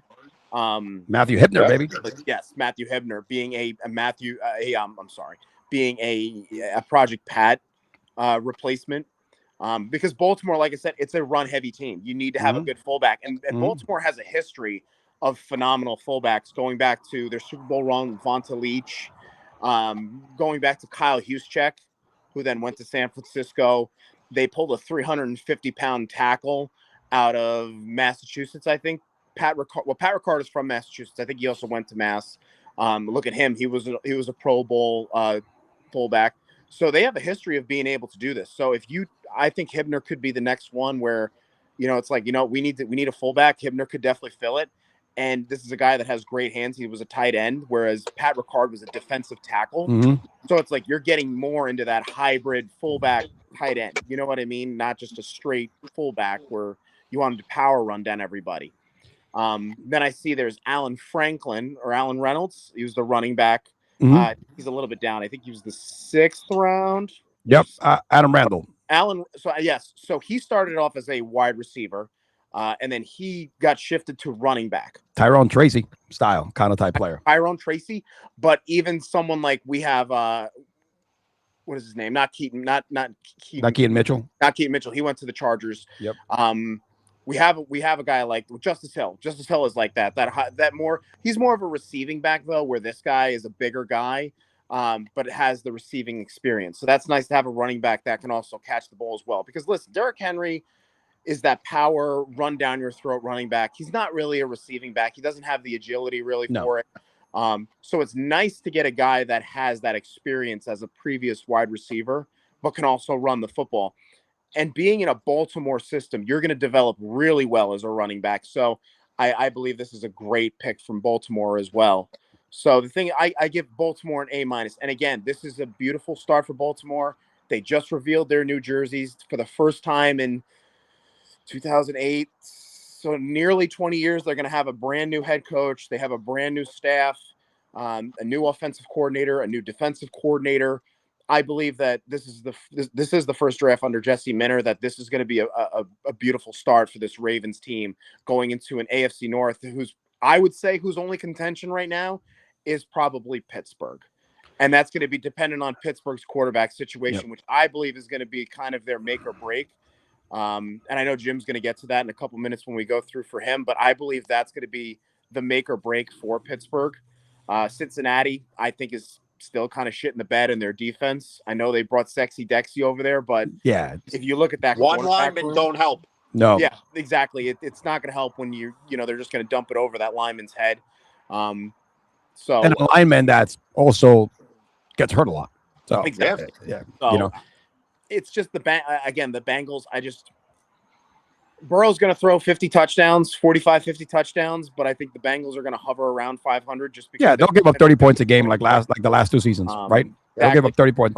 Just in developmental hell. I mean, until they dump this Watson contract and then really, really put a fire under Shador and develop him, I don't think they're going anywhere for the next couple of years. And when that's finally on the table, I believe that's when Garrett will be gone. He'll be somewhere where he could be a playoff player, a playoff contender. So right now, I'd say this could be Baltimore's. I think Baltimore, this could be a year for them to go and run it back against the AFC Championship. I like the value. That's where I probably agree with you the most. I think it was the A- to me is more of the value that you got from these draft picks, right? You drafted well. You were not in position to draft high. You know what I'm saying? So I think you did, by moving up a certain picks and then getting them. I think you drafted well with value, and it's a new head coach, man. It's a new era, right? We don't know what this is going to lead yet, of course, because that's the unknown that none of us can ever tell, right? If we did, guess what? We'll be making a lot of money because I'll be placing a lot of bets on what's going to happen. You know what I mean? Go into the chat here. McCormick goes, Baltimore does go both ways because of Justin Tucker. But he did say that King Henry, Keon Mitchell, still secondary, I think. But now with draft picks like you guys this season, you guys are cooking with something. You know what I mean? So yeah, that's pretty good. All right, good deal, man. I agree with the A-. I agree from especially the standpoint of the value, man. I think the value is something that some people don't get lost with it, right? Everybody wants to hit the big home run, but sometimes a lot of value that you get from different players is what kind of translates better than the one home run hitter, right? That's in my book. The main thing with Baltimore's draft, from the Steeler fan perspective, they replaced pieces that they lost. So you go and you get a tight end. Replace his likely. Value for holes. You lost Mitchell, right? Right. So you get this running back in the 6th round. I mean, you and not only that, you went defense heavy at certain points. That's Minter's strong suit. Exactly. So you already know AFC North football is smash mouth and defense. And that's the thing I love about this draft for Baltimore is they also didn't. You see how teams like Miami does it. Is they'll draft players. It's like, did you really need this at this time? You know what I'm saying? Baltimore is insanely smart when it comes to their draft picks, where it's like we draft what we need. So you didn't see us drafting like a safety or drafting like a sexy wide receiver. And I love the fact that Baltimore always drafts to their developmental strengths, which is their defensive players and their tight ends. Baltimore has a history of strong tight ends, whether you want to talk about Dennis Pitta, whether you want to talk about Mark Andrews, whether you want to talk about Isaiah Likely. So, like I said, these tight ends, I truly believe that Baltimore will sign a veteran tight end. I do. I can see Njoku coming. I would love to see Njoku come to Baltimore. I'm not gonna lie to you. Lamar relies on his tight end a lot historically. You know what I'm saying? And that's what makes them dangerous. They're a 2 tight end system. Lamar loves throwing to his tight ends. That's what's made. I mean, think about it. For the past 3 years, Baltimore has had the most dangerous tight end room in the league. You know what I mean? And that's because Baltimore system, Lamar Jackson loves throwing to his tight ends. Absolutely. So these tight ends are drafted really, really low, but I think they're going to be they're going to be sought after tight ends when their time comes for free agency, just like Isaiah Likely, just like Charlie Kolar. Baltimore just does really well with developing tight ends. Jim, what are you doing, bro? You like cooking up some crack or some shit like that, bro? I wish. After that Aller pick, I wish I was on crack. Well, listen, now that you mention it, right? And I got to go take a leak. While Jim, take over. Give me your best grade of your team. You take if you take Aller out of the mix, you know what I'm saying? I think I'll let you go ham on this, Jim. Unbiased, give me your best grade. I don't even know if my heart can handle going ham on it right now. While I go to the my outside bathroom. But I gotta give this a friggin' you put Aller in the mix, it's a C. Really? That's a surprise. Because again, they reached, like, yes, quarterback is a need, but it wasn't a need there. Like the guard they get later in the third round is the guy you should have picked with that pick. If you had took Aller towards the end of the third round, I would have been like, oh, okay, you know what? All right, fine. But as far as the rest of the Steeler draft, though, they addressed needs. Some of it was for depth. Some of it was, again, we need this now. We have to replace, Selamalo. So we go and we get more guards, which I didn't like Broderick Jones' take on the first pick, where he tweets out, well, that's not my replacement. That's Fontenot's replacement. And meanwhile, Broderick Jones really hasn't done that great either. So this guy, Max Hennecore, or however you say his name, he's in a prime position to take both their friggin' jobs. Yeah.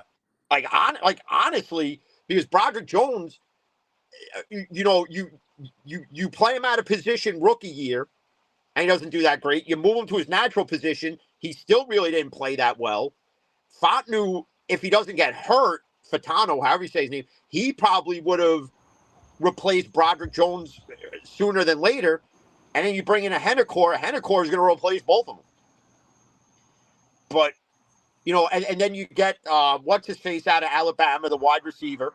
You needed to do that because you need a legitimate 3, because we still don't know what Roman Wilson is. Maybe this is the year we finally get to see what Roman Wilson is, now with Mike McCarthy there. Because I don't know what Wilson did to get under Tomlin's skin to not even give him a chance to play. Other than having that one touchdown against Baltimore in week 6, whatever it was. Yeah. You didn't see much from him. So, I mean, the Steelers they had a strong offseason before the draft. Like, they went and they addressed a lot of the needs early through free agency, trading for Pittman, bringing in Jamel Dean, bringing in Rico Dowdle. So really going into this draft, for any Steeler fan that's upset about it, look at the offseason before the draft. So, and Jim, look at the key signings and trades you made then. So I have a question for you, Jim. You're a very smart Steelers fan. What makes you feel like this is a drafting for Will Howard and not an Aaron Rodgers? If they were drafting for Aaron Rodgers, what changes would you see in this draft? Do you think they wouldn't draft Aller, or they would draft different types of guards? Because when we talk about, they still would have went guard. They still would have went guard, but they probably would have went with the sexier name guard. Like, they probably would have traded up to get either Fano or the kid the Giants took, or the guy you took. They probably would have been more aggressive in the offseason. Like, they probably would have traded for Pittman and maybe somebody else. They're trading for guys that fit around Mike McCarthy's scheme, not Tomlin's. Yep. It's the thing Steelers fans have to realize. Listen, as much as I like Mike Tomlin, the scheme was getting old. The message was stale, and that's that. It was a brand of football that is no longer successful, I guess. Are we going to be successful with Mike McCarthy? The jury's still out on it. If you want to go based off Dallas and Green Bay, I mean, in Green Bay was his best years. Yep. And look at how those teams were constructed. So, and that was with Rodgers. So if you look at it, and that was with a younger Aaron Rodgers. So if you kind of look at this draft, they kind of constructed it that way for Will Howard.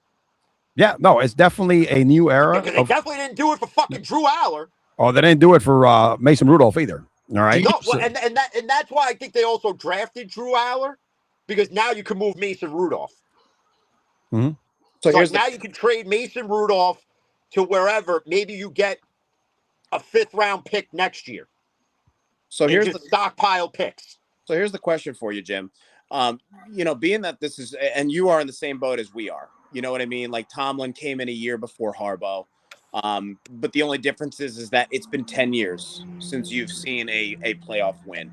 Do you believe that there's more pressure on Mike McCarthy in his first year to get past that AFC divisional round? Or do you believe he's going to have that kind of like, you can get a pass in the first year if you don't pass the first You don't think he'll get a pass? I honestly think because Aaron Rodgers not getting, I'm not giving him a pass. Not with these moves. Not you, but I think the team will give him a pass if he doesn't make the playoffs. You got 5 years of it, so you're going to give him 5 years worth of fucking passes. Maybe not 5 years. I think. Nah, they will, because look at how long they held on to Tomlin with the same recipe and the same results. I think that again, not signing Rodgers as much as people, everybody kind of is in the consensus that he wanted it Rodgers because it's kind of like the security blanket, right? I don't see it, man. I think for him having Rodgers puts more of a pressure because then the reason why people want Rodgers is because he's more established, and they're afraid. Exactly. They're afraid of what Will Howard may or may not be. We didn't go back to 2004, right? Yep. And who was it that gets hurt? For the Steelers, wasn't it Maddox? Maddox gets hurt, or whoever the quarterback is at the time. Maddox gets hurt. Did we know that Ben Roethlisberger would go on to be the youngest winning quarterback, lead us to 15-1 records, win 2 Super Bowls, and create this Hall of Fame career? No. Am I saying and it's funny because I was talking with a Steeler fan about this the other day, and when you watch the beginning of night 1 of the draft and you see Bradshaw come out on one side of the stage and Ben Roethlisberger, nobody ever thought you were going to replace Terry Bradshaw. No. Right? From the older Steeler fan perspective. The Steeler fan that's in our generation, nobody's going to replace Ben Roethlisberger. The bar has been set too high. That's the problem when we draft a quarterback is the minute we start them, and maybe this is where Kenny Pickett couldn't succeed because the pressure was already put on him when his name was called. That very night was, this is Ben's replacement. This is the guy who's going to take us and replicate everything Ben did. We have to realize not everybody's going to be the next Ben Roethlisberger. No. Drake May is not going to duplicate what Tom Brady did. Jackson Dart's not going to duplicate what Eli did. Bo Nix is not going to duplicate what Elway and Peyton Manning did in Denver. You know what? Brock Purdy's not going to duplicate what Montana and Young did in San Francisco. No. Like, we have to realize that they're just bar set that these replacements are never going to reach. No. Like Will Howard could go on to have a great career as a Steeler quarterback, or it could be a real shitty one. But we don't know till we give him the chance. But everybody's sitting there saying, well, we need Rodgers. No. For what? What do we need Rodgers for? Well, and this is what I've told you before, Jim, is the Steelers are afraid to take chances. Because if you look at great quarterback, every great quarterback has come out of being taken a chance. 2001, Drew Bledsoe gets hurt. Who comes in? Tom Brady. Tommy Maddox gets hurt in 2004. Who comes in? Ben Roethlisberger. 2018, Joe Flacco gets hurt. Who comes in? Lamar Jackson. You know what I'm saying? So, Alex Smith gets hurt in KC. Who comes in? Patrick Mahomes. Exactly. The problem is the Steelers never get to that chance because they're like, well, we need to have a repair before that thing. So it's like, okay, before our franchise QB gets hurt, we need to have another veteran here, right? So it's like, okay, we're scared now because I think Kenny Pickett really scared the shit out of the Steelers because they're like, we take hits on this guy, and look what happened. Now look at this train that we're going through with Fields, Wilson, then Rodgers. You know what I mean? Where it's like they're afraid to give a young guy a chance now. Where it's like, okay, now you have to question next year. Rodgers retires. Does that mean Carson Wentz is going to the Pittsburgh Steelers? Does that mean the temporary Band-Aid at quarterback has to end? Well, I think yes. You did two things. You ripped the Band-Aid at head coach, and now you ripped the Band-Aid at quarterback. So the Band-Aid is completely off on two things that you've been doing consistently since Ben. And it's not a knock on Tomlin. Listen, no, it's not. As far as the second most winningest coach or having the second longest non-losing season record, listen, that's all great for your Hall of Fame resume. There's always a change, brother. That's great, but when it's the same thing year in and year out, AFC North title, no playoff wins, eventually you have to go a different route. Tomlin saw the writing on the wall and said, you know what? Before you guys, and you can, and I can commend the Steelers for doing this. They let him go out on his terms. Yeah. Right? They let Tomlin walk away. They gave him the option. With his head held high, which is the right thing to do, which is there's no better thank you for what you've done for us than that. Right. As we've seen other coaches get fired for doing the same, if not maybe a little bit less. Dude, they gave him an extension. You know what I mean? So it's not like they. But you mishandled replacing Ben, and part of that is on Ben. Because Ben didn't ever want to be replaced. Like, Ben didn't want to mentor Mason Rudolph because there are guys who can't accept the reality of the world where we get older and we're going to be replaced. Right. And it doesn't matter what line of work you're in. You could be an all-star catcher in baseball. You could be the greatest center in hockey history. You could be the greatest shooting guard in the NBA. But you can't stop aging. No. Like, Father Time is... It doesn't matter. And guys like Ben tried to stop it, and he couldn't do it.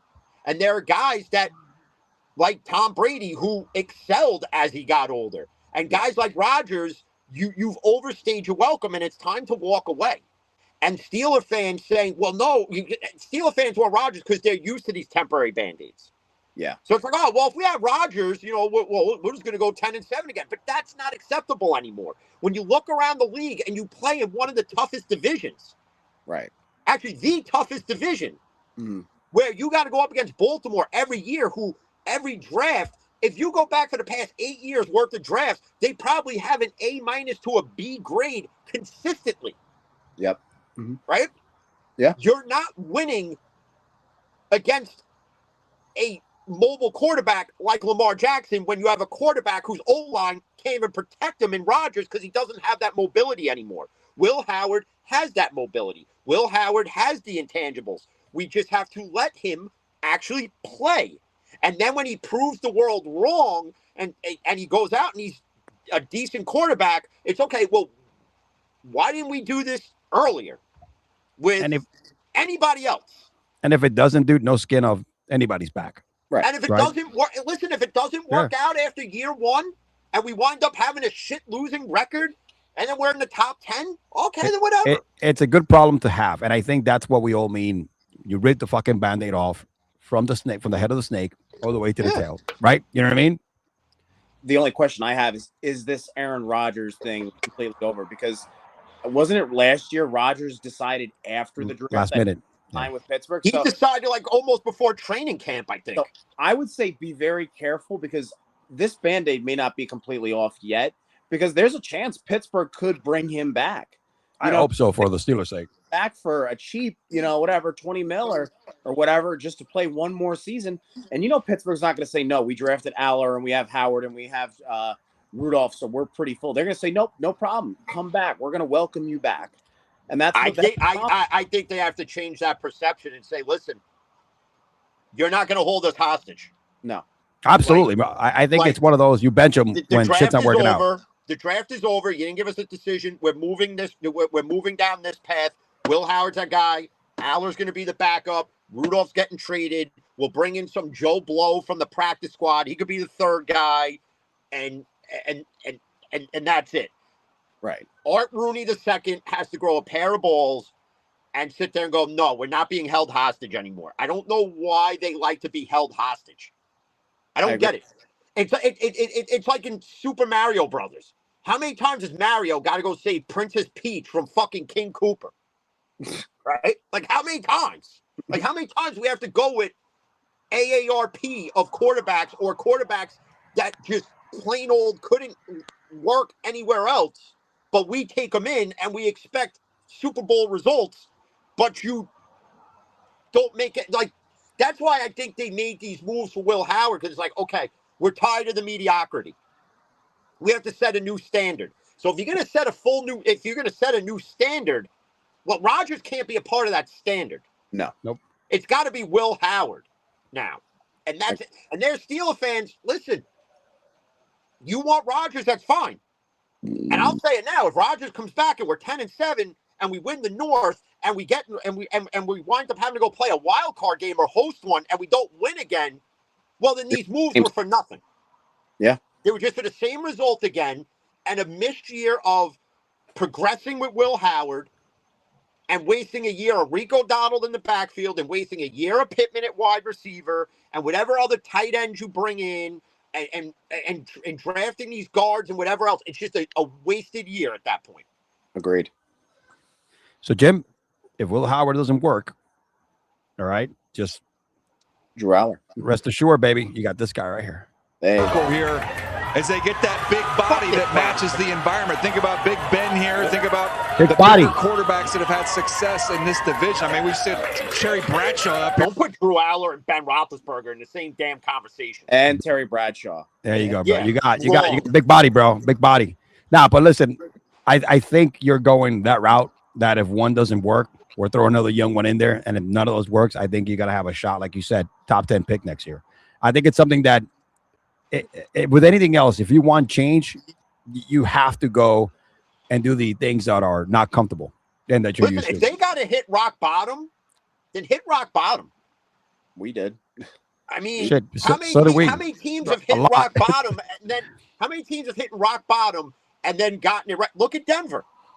Denver's hit rock bottom and then they got their franchise guy. Yeah, we did. Well, the Giants did before Eli, right? And then we got 2 Super Bowls out of them. So it is what it is, man. It's gonna happen. All right, man. Cool deal, man. Let me go back here. I just had to throw that in there because I didn't know he was a Browns fan. So that's fuck him. That's the only thing that's fucked up, man. You got a Browns fan as a quarterback. All right, I'll do mine quick. Definitely A- on my book for my Giants. Whether people disagree or agree or disagree. Again, I like Colton Hood. I like Malachi Fields. These are some of the late pick. I mean, and again, everything else is just fillers, right? Yeah. Bobby James and Travis. I mean, now you're bringing after Malachi Fields. These are all guys that are going to be debt related, right? Yeah. Linebackers, offensive tackle, right? That kind of stuff. But I think the bread and butter here is everything is going to be realized if how well this defense works with the new makeup, right? Burns, Reeves. All right, freaking Abdul Carter, who didn't have a great rookie season, didn't have a shitty rookie season, but the offensive line, how well can they protect Jackson Dart? Again, you can never, you still need that secondary, so you're bringing in tough guys like Colton Hood. This is where I give him A- because I think it was a solid. I am filling gaps, like you guys said earlier, a typical. And correct me if I'm wrong, Brandon. You've seen John Harbaugh draft many times, and this has a John Harbaugh fingerprints draft. Yes. In my book. Right. And look, Joe Shane, he wasn't making any moves here, bro. It was John Harbaugh telling him. John Harbaugh had the reins on this one. Yeah. So. I said, I'm coming in. And this is probably the way why the Giants landed Harbaugh, because I guarantee you Harbaugh said, listen, I want to come into a team, but I got to have total control. So here's my thing is I think there's no team that has more pressure this year to succeed than the New York Giants. Yes. And here's the reason being, you have one of the most coaches in the NFL. You do. You have a guy who was a special teams coach for the Philadelphia Eagles, came to Baltimore, which was a 2-year-old team at the time, and won a Super Bowl with Joe Flacco, and also at that time had the most road playoff wins. At the time. But here's the thing that is going to really count is Harbaugh's going to a new city. And it's like, okay, which Harbaugh are we going to get? Are we going to get the Harbaugh that came to Baltimore and won us the Super Bowl and was consistently in the playoffs? Or are we going to get like, what's his name? The guy that was in a Pete Carroll, where it's like you have this big name, you go to a team like the Raiders and you shit the bed and you're out after a year. So this is where I think the Giants have more pressure than any other team. And John Harbaugh has more pressure than any other team. I would say has more pressure than Aaron Glenn right now over on the other side of New York, just because his name is bigger. The expectations are a lot higher. The moves are a lot higher. The draft is very Harbaugh Ravens-like. And like I said, this is a guy who's supposed to be, the savior. This is supposed to be the guy that saves Dart from being, absolutely a righty Tua Tagovailoa. This is the guy who's supposed to turn this, this Giants team from a losing team to a winning team that's going to contend in that NFC East. So to me, this is the most intriguing team in the entire NFL. And it's a team that's been very lackluster the past couple of years. So it's amazing how one offseason brought you guys from a pity team to now one of the most intriguing teams, if not the most intriguing team in the NFL, just because of who's at the helm. The magnifying glass is on the New York Giants, no doubt about it. You're either going to be bigger or you're going to burn. And that's how it's going to be. And for us, dude, making the playoffs would be a success this year. Yeah. Right? For Harbaugh. I mean, no, he doesn't have to win the Super Bowl. Would be would be a step up. Exactly. You don't even have to win the division. Yep. Winning 9 games and not making the playoffs it's not an option, right? No. You got to make the playoffs, regardless of how you make it. You got to make the playoffs. And look, we're in a division now that the Eagles are not a better team than they were last year. No, they're losing. Dallas is not going to be a better team. You still have a quarterback that's, again, one of those guys that just been paid and overpaid and overinflated, right? Yeah, they look great on paper, right? Offensively, defensively now. I'm talking, in Dallas. But with the Commanders, again, you have a quarterback that needs to come back from that second-year CJ Stroud type of, slump. And a lot of it was injuries. So the division, to me, I don't want to say it's wide open, but there's not a really dominant team that you could say, shit, they're, like a couple of years ago, you would say, the Eagles, right? The last 3 years. There's definitely a better chance just because of who you have at the helm. Exactly. And the thing that brings the Harbaugh name vibe to it is people want to play for Harbaughs. Yes. You know what I mean? That's the beautiful thing. But with having a Harbaugh comes amazing expectations. It's not, you know what I mean? This is not a 5-win team anymore. No. This is, we need to have 10, 11 wins, make the playoffs at least. In year one. You know what I mean? So, and I mean, can you blame John Harbaugh for going into that office and saying, listen, this is my team now? No. I'm going to draft, because I saw the report where he said he doesn't even report to the general manager. No. He reports directly to John Mara. So. And Joe Shane should have been fired with freaking with Ozempic Dable. You know what I mean, dude? This guy, I mean, it's just because he has a good tie with the owner. And I'll guarantee you this, Joe Shane would go before Harbaugh, right? It's a business. That's what people need to understand. It's exactly. It doesn't matter about your family ties. It's a business. Yeah. And that's what Jim has said tens of thousands of times. Jim has rewritten the definition of business in sports. Yep. I mean, it's a business. That's what people need to realize. So, Joe Shane can have as many ties as he wants. He could be married to his daughter. Absolutely. Is he bringing results? No. Absolutely. And if he doesn't do anything this year, he could be out this year. They'll still keep Harbaugh because, again, you can't let Harbaugh go after a year. No, it's not going to happen that way. And I think John Harbaugh will leave first before anything else, right? Because of his legacy, right? And just his career. And yeah, you're right. I mean, if I'm Harbaugh, I am going into the Giants with the same terms. I have a lot of pressure. It's one of the biggest markets and one of the worst markets to play in, right? When it comes to being on that spotlight.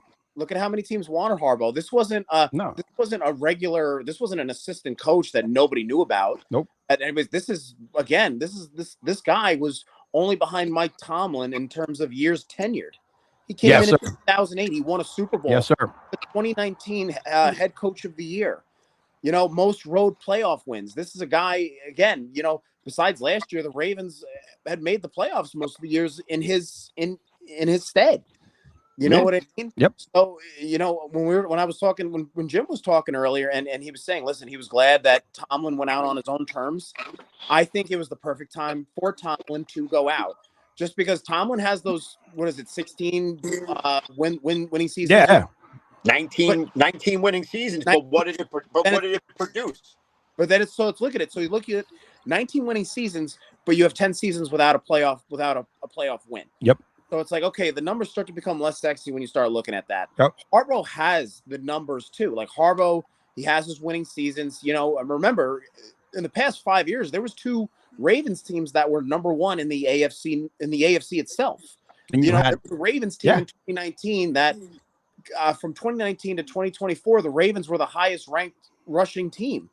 Lamar Jackson has 2 MVPs in that span. Absolutely. You know, so this is a guy who has tremendous success. And not even just that. People just look at the players. You got to look at some of the assistant coaches that come from the Harbaugh system. Yep. And that's the other thing, too. Can Harbaugh develop these assistant coaches under him? You know what I mean? Yep. So that's gonna be the other thing. Is these guys? Is Matt Nagy gonna get better under Harbaugh? Is Darnell Ward, your defensive? Yeah, the guy from Tennessee. Yep. Yeah. Hey, here's the thing. Harbaugh was what, one play away from going to the Super Bowl, right? You know what I'm saying? A drop pass, right? You know what I mean? It's like he got close even after he won the Super Bowl a couple of times, right? He made it to the championship games, right? You know what I mean? Against the Bills, you know, against Kansas City. So it's like a little different. He won in the playoffs, got close, but never, you know, make that next step after he won that Super Bowl. So look, same case scenario as the Steelers. The end of the day is shit, man. You could have all these great winning seasons, but at one point, I think every team says we got to cut the cord. We need a, and that's what Baltimore did this year. But you know what? This might be a nice fresh start for, you know, New York. You know, because here's the thing: you want Harbaugh, you know, again, because there's 2 ways it can go, right? You're either gonna have Pete Carroll, which goes to Seattle, and Super Bowl, goes to a second Super Bowl, but then goes to Las Vegas, has a totally shit season, and then or you have an Andy Reid like coaching tenure where you're successful in Philly, and then you go to Kansas City, and then you have a second successful career. You have 2 Hall of Fame careers. Why can't Harbaugh do the same thing? He has a Hall of Fame career in Baltimore. That's for damn sure. But now who's to say he doesn't take the Giants and have a second Hall of Fame career for the next 6-7 years where he could bring you back?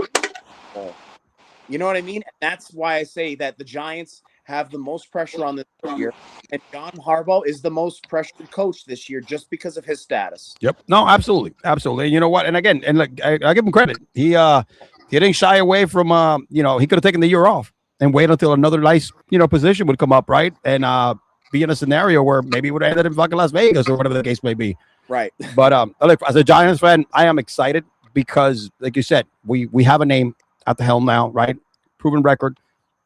On paper, best coach that we've had since Tom Coughlin. I was going to say, this is the best name you guys have had in a long time, to the point where I'm trying to recollect the names you guys have had, and I can't really remember any of them besides Joe Judge, Dable, Pat Shermer. Absolutely, dude. Ben McAdoo. Yep, McAdoo. Garrett, right? You know what I'm saying? Dude, it's like Jason Garrett was your defensive coordinator one year. So it's crazy to me that now is and again, the Giants, believe it or not, Giants are a prolific football team. They have what, five Super Bowls? Super Bowls. They're one of the original NFL teams. So this is not like this is not like the Cardinals where it's like this team has no history, no nothing. This is the New York Giants who have 5 Super Bowls in themselves. It's a blue blood. There's a blue blood organization, right? You know what I mean? So it's exactly. Yeah. So again, look, I'm 48 years old, right? I started watching football. Let me see. I got here from Cuba in 1988, so I didn't really start watching football until like 1990, and because I was a baseball guy first than anything, of course. But you know, what I was able to see is the end of Parcells, a lot of shit after that, right? You know, you made the Super Bowl and lost to the Ravens. You know what I'm saying, dude? With I forget who, with Kerry Collins as a quarterback. Was your QB, and that was against what's the name? Trent Dilfer. Trent Dilfer, bro. There you go. But you had one of the greatest defensive players in Ray Lewis, right? You know what I'm saying? Bullies of Baltimore. Mm-hmm. I mean, Ed Reed, right, dude? It's like, you know, you. Oh, Reed wasn't on that team yet. No, not yet, but yeah. So yeah, no, I agree with you 100%. But as a Giants fan, I'm stoked. It's one of those things that because the name, right, and the body of work and what he's done, dude. I mean, fuck, you cannot be but excited, right? Because what else do you have? You can't. I'm going in as a very optimistic individual because I think I have the right to be optimistic because of the head coach. My brother's a Giants fan, and he feels the same exact way. You know, he's every other year that again, because I'm extremely close to my brothers. One is a Colts fan, one is a Giants fan. So gotcha. after the draft, we were talking after the draft, and he's extremely excited. He said for the first time in years, he's really excited. Oh, man. You guys actually have a head coach with a pedigree. That's the right word right there. You hit that on the nail. So this is, I think every Giants fan should be excited. It's just going to see how things come together. And I mean, listen, Harbaugh, I still love John Harbaugh. I know time was, and Jim heard me many of times. It's me and Jim speak every week religiously. And I would tell him, I'm like, listen, this whole Harbaugh thing is out the window. It was at the same time Tomlin too, when he would say, listen, Tomlin's on his way out. And it's just, again, you want to exit on the right term before your legacy starts to be a little diminished. And I believe if Harbaugh stayed in Baltimore, like we didn't find, it would have been Steelers. Why are we keeping him after this and this? He just needs a fresh start. Same thing like Reed in Philly. You know what I mean? That's the best way to look at it. Perfect, man. Mike Tomlin will also have a 20-win season this year in picks on Sunday Night Football. So he's going on TV? What is he doing? He's going to be part of the Sunday Night Football, I guess, the pregame show. There you go. There you go. Maybe he replaces Dungy. Who knows? Or maybe he gets to sit in that studio with friggin' Maria Taylor. Oh, God. I like to climb those glamazon legs. All right. So, switching gears. Brandon, we might go a little over. You still good sticking around? I'm good. Yeah. All right. So listen, we're going over because we still got more to go. Yeah.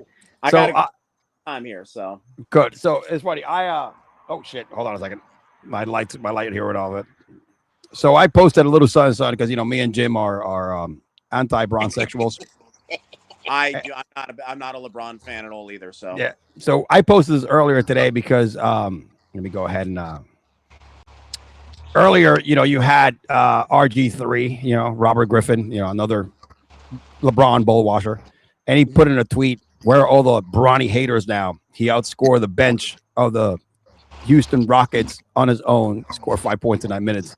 And I'm like, come on, man. So I posted this video, and then I'm going to share some of the comments with you because I want Jim to react to some of these comments. We're not going to go through all of them. There's a shitload of them. But I want to go through some of these. So, I mean, I answered some of them. I just couldn't. But this is what I said a little earlier today. Ready? Let me see here. I got to get another cigar for this. Yeah, man. I put in a little one here, just because. I never do two. Jim is a hardcore smoker. I mean, it's. So here's what I said earlier. Here you go. All right, where we're at. Are you kidding me, RG3? Seriously? Bronny scores 5 points in 9 minutes he played, and you're calling this a memorable performance? Come on, dog. You're better than this. Chill with the LeBron James bull washing. You're way beyond a LeBron sexual right now. Come on, dog. You're looking thirsty. So, of course, I don't know if you guys can see the comments here. I don't know how to. They're on the side there. Yeah. So I'm going to read them up for you. Yeah. Let me see here. Let me see if I could zoom in on some of these right here. There you go. So I'm getting stuff like Knicks fan look miserable. You know what I'm saying? I look miserable because I'm wearing my Knicks hat. I was getting a freaking oil change earlier today. And it's a playoff game. Yeah, that's a good performance for a second rounder. Hey, what do you think of that, Jim? Sure. Whoever wrote that is obviously somebody who is a failed coat hanger abortion, obviously. Because I could score fucking 5 points in 9 minutes if you put me on the Lakers.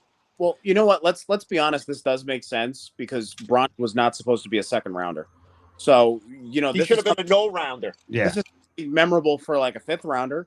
Mm-hmm. Bronny should not have been a second rounder by any means necessary. I've debated people on this tens of thousands of times.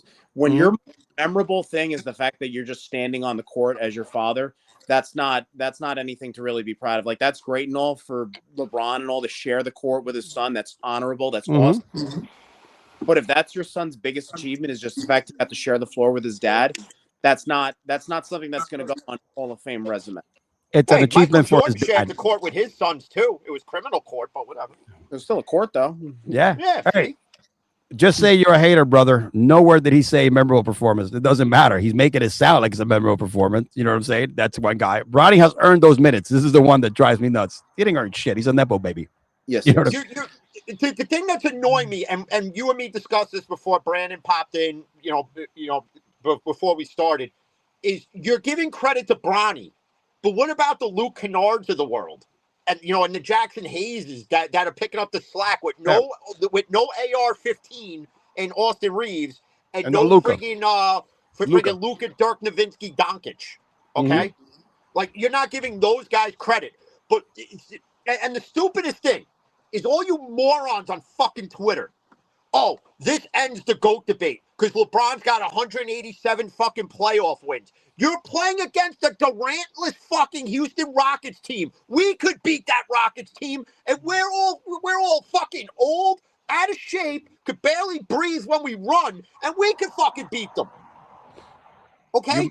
Stop washing this guy's fucking balls with longevity. And listen, did he play at a high level last night? Yes.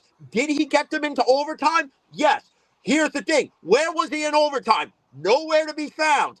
Guess what, LeBron sexuals? Your phones all rang last night and it said fraud alert, and LeBron's face came up on your fucking call screen. There you go. You could.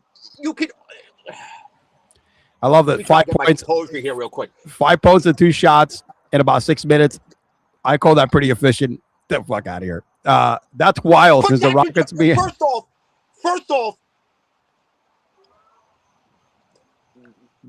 again, Bronny Jr., listen, the kid's in the league. How he got there, we don't agree with. But he got there. Didn't Tracy Nepo McGrady, baby. didn't He's Tracy, a Nepo baby. That's that.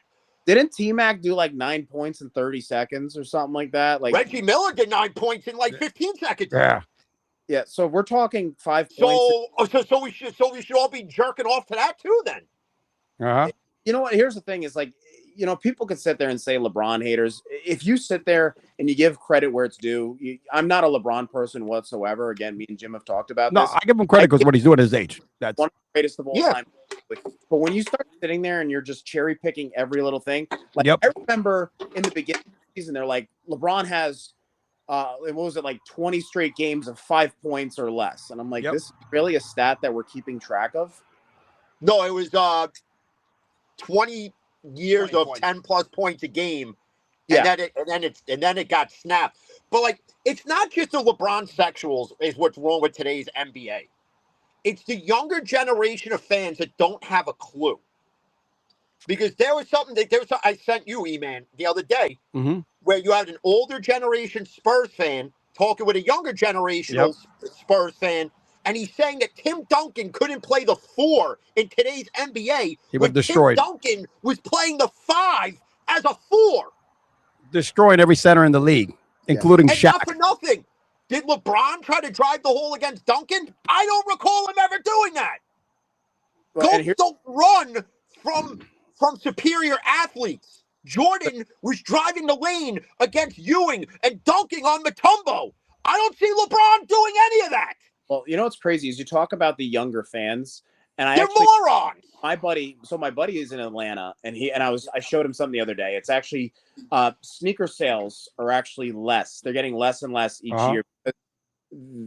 The basketball players are just not as popular as they used to be. And I said, do you realize that the highest rated game was 1998? It was the Chicago Bulls playoff game, and it has never been any higher. Ever. And I looked at him and I said, this is the problem, because he's one of those kids. He's young, and he's like, I would prefer a high scoring basketball game. I said, but that's the problem. There is no defense in today's game. It's not. It's just who can outshoot who. There is no. I said, this is why things are just so different now. That's why these the kids that are around these days, they're like, well, today's basketball game is better than. It's like, not really. I said they actually tried to play defense. Back in those 90s, they went hard. You know what I mean? If they didn't go home with, bumps, bruises, scrapes, black eyes, it didn't matter. Like, you know what I mean? It's like nowadays they're taking these rest days. I know he brought a point up to me, and he's like, do you agree that you can't be an all-pro if you don't play 65 games? And I'm like, yeah. I said, the only way that I believe is if, someone like Luka Doncic, who's always an all-pro, gets hurt, but he's at like 55. And if he was healthy, he could have gotten past 65, and the NBA gives him a waiver for All-Pro. They gave him a waiver. But if someone is, oh, he played 50 games because he took a bunch of rest games or a bunch of whatever it's called, what is it? Load the break management. Time? Load management. I'm like, no, you don't deserve to be an all-pro. I said, you're getting paid millions upon millions of dollars. I said, you shouldn't be taking these load management games, and especially during mid-season, whatever, Listen, it's like MJ says, you know what? You paid to come see me. I should be out there playing. Kobe said the same thing. That culture is completely gone, guys. It's a new NBA. Oh man, it's a new NBA. And it's sad that the younger generation doesn't acknowledge any of that, and you just go based off of, you're going based off longevity. Again, it's so repetitive. Oh, well, LeBron's played for 23 years and he's number one in every statistical category. Okay, but look at the negative stats that he's also number one in. Most turnovers, most missed shots. Like, you guys want to argue all the positives, but you don't want to look at the negatives. LeBron's got 1 scoring title. Jordan's got 10. Jordan's also 6-0 in the NBA Finals. If you look at LeBron has a losing winning percentage in the NBA Finals. Steph Curry does not have that. Tim Duncan does not have that. Dwayne Wade does not have that. Kobe does not have that. Shaquille O'Neal does not have that. LeBron does, and this is what you consider a GOAT? Why? Okay, yes, he's been in the league since he's 18 years old. Yes, is he playing at a high level at 41 years old? Yes, absolutely. Nobody's discrediting that. But when you're saying that he's better than Kobe and he's better than Jordan and the stats are there for everybody to see and the accolades between the three and 2 of them got more accolades than half of everybody playing in the NBA, what are we arguing? Well, and that's what are we arguing? And that's it's called Google. Educate yourselves, you fucking morons. Forget the points. His defense was amazing in Game 3. It's LeBron is the most athletically gifted player of all time. I will give him that. 6'8", 280 pounds, fast as hell. I give him that. But if you're talking about GOAT to me, you're talking about dominance and you're talking about importance of the game. Yes. Right? You know what I mean? Jordan. Like when you look at LeBron, when you look at Jordan, there is no Kobe without Jordan. There is no LeBron without Jordan. You know what I mean? There is no Anthony Edwards without Jordan. The thing is with these guys, like, Michael Jordan set the tone. Michael Jordan put the NBA on an international scale. Remember when the 92 Dream Team went off to Europe, there was these banners of Michael Jordan out there. Yep. There was more people that knew about Michael Jordan than you would expect in these small countries, Sudan and, over in Europe and Spain. You know what I mean? Everywhere. Michael was the one that set the tone for basketball sales. Michael Jordan was the one who created the aura of basketball. You know what I'm saying? Like, yes, everybody wants to say Bird and Magic. That's great. It was a phenomenal rivalry. But it wasn't the same, like, I wish I could pause this moment to watch Jordan 30 feet in the air and just hovering there, waiting for the defender to drop and then here's the thing. Jordan, was looked at by Larry Bird, and he said that's God in a basketball player. You know what I mean? That is a guy that people said, hey, listen, Michael's going to play tonight. Don't piss him off or he's going to go off for 55 points. Nobody said that about LeBron. You know what I mean? Because Duncan gave it to him, right? Kawhi Leonard gave it to him. Dirk Nowitzki gave it to him. All right, Steph gave it to him. You know what I mean, dude? And again, it's one of those things that nobody ate when Jordan was dominant. And look, when all this time happened, right? LeBron was never the all-time leading scorer. It was Kareem Abdul-Jabbar. Nobody ever mentioned Kareem Abdul-Jabbar as the greatest player of all time because he wasn't as dominant as Jordan was. No. Listen, let's take away the retirements. Again, would have, could have, should have, right? We don't know what kind of stats he would have.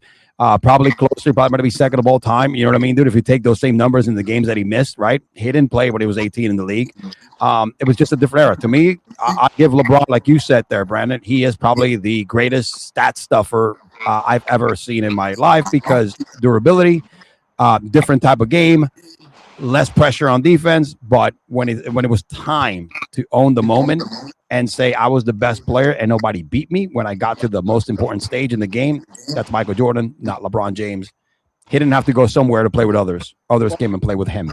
Michael Jordan dominated the 90s. He won 6 championships when there's 10 total years in it.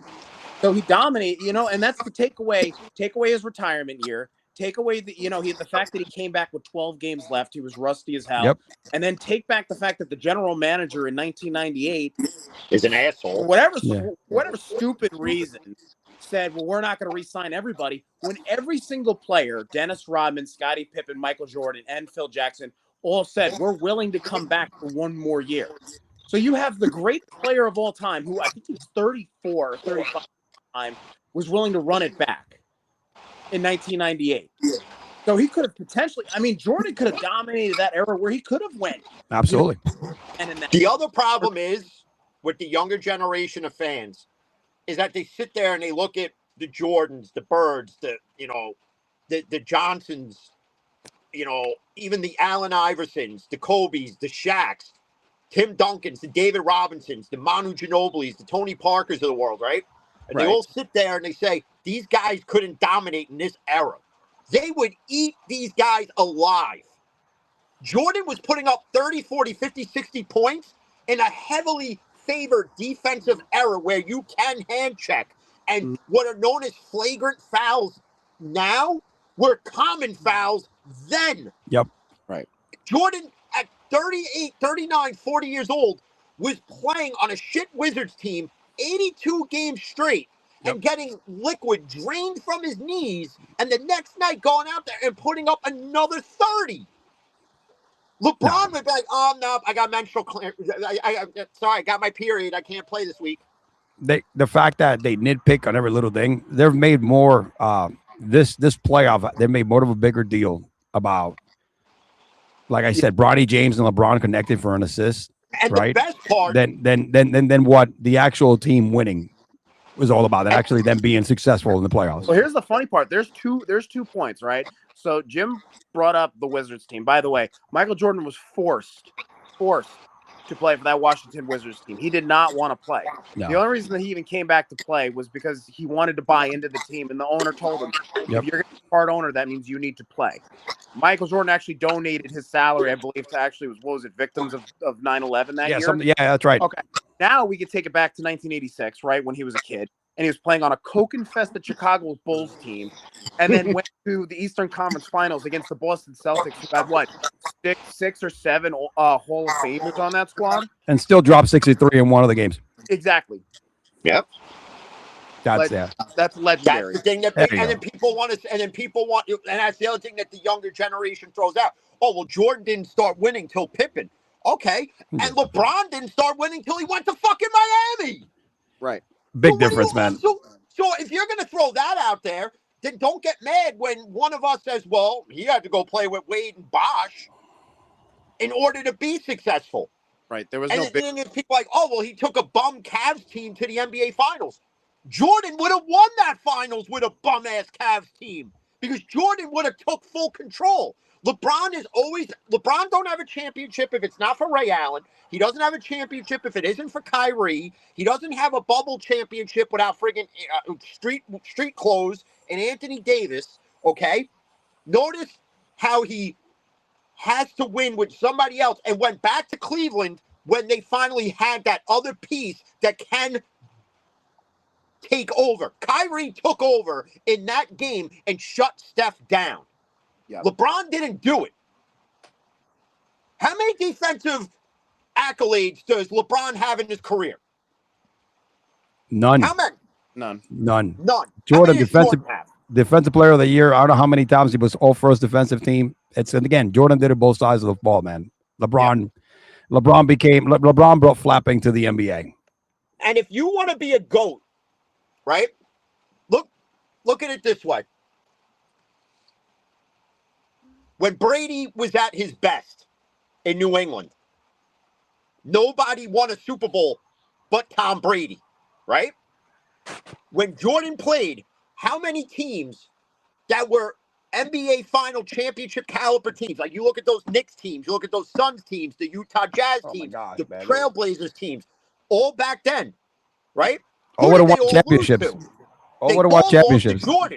Jordan walks away, Houston has success. Jordan comes back, nobody has success. LeBron comes into the league, everybody eats. Duncan eats. Nowitzki eats. All these guys eat. LeBron, your greatest the greatest thing about you is that you, like Kevin Durant, have proven my theory correct this whole time. You've always needed somebody else to get you to the next level. Jordan didn't need anybody else. Jordan didn't have, and it's funny because everybody sits there, oh, Jordan had all these superstars on his team. Jed Bushler is not a fucking superstar. Ron Harper was washed up. B.J. Armstrong was nothing. Bill Cartwright wasn't an all-star. Horace Grant was not a top fucking 5 player. You had Scottie Pippen. That's it. But Scottie Pippen averaged for his career 15 points per game. All right, best season was when Jordan was around. Right, and then when Jordan left, did the Bulls win with Pippen? No. So that goes to prove the point. Who needed who more? Pippen needed Jordan. Was tapped out. A nice piece for Jordan? Absolutely. Remember, Pippen tapped out when it was time to get it, for a game-winning play. He got pissed off and sat down and hit the winning shot. Tony Kukoc. Tony Kukoc was a nice player, but he was a good 6-man. You know what? We're always going to have this argument, and I think all three of us kind of prove a good point. The generation that LeBron created is debate will go on. Yeah. Even when we're dead. Absolutely. But there will be people out there that'll sit there and say, well, look at what this guy said, whether it's you, me, Brandon, whoever it is, or the combination of the three. Well, if you go back and listen to these three, they got it right, and you guys are all wrong.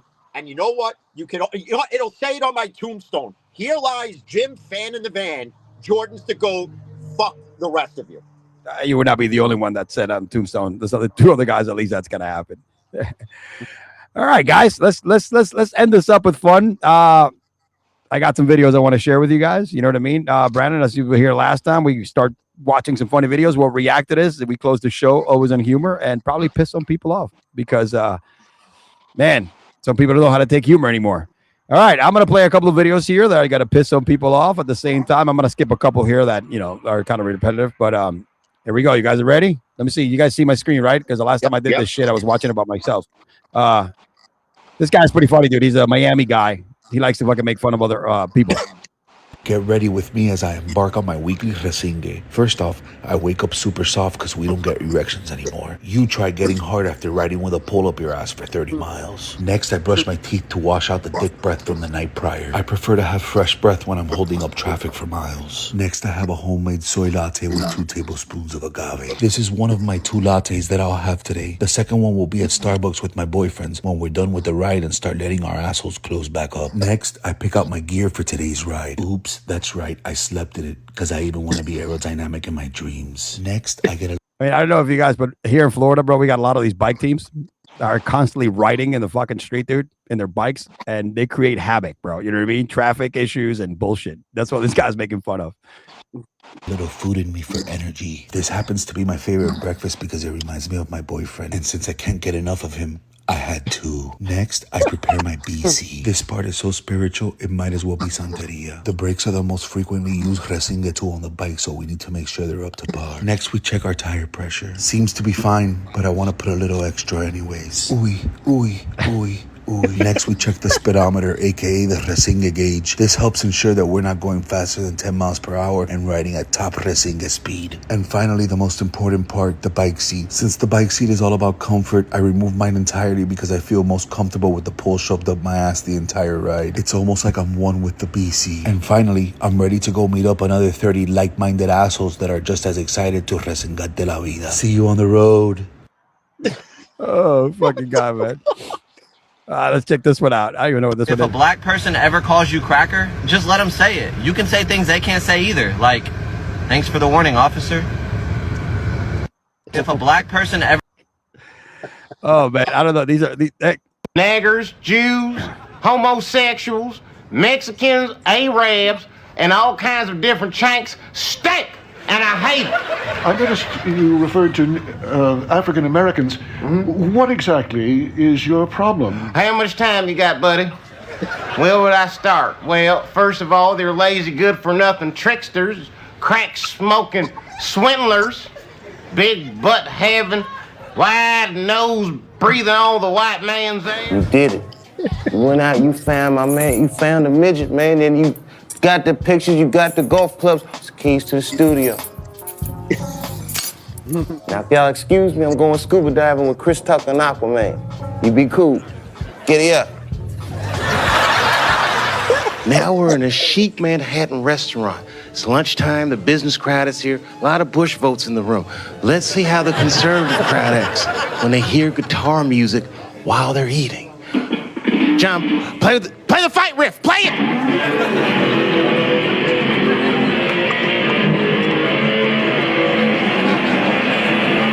These people are going, look at him, oh my God, look at this. Oh! Hey, what's up, Dan? All right, dude, what's up, man? What up? How you doing? Man, I'm just messing with this camera. Oh, yeah? You mind if I, All right, go on, man. What up, Carson Daly? What up, Dave?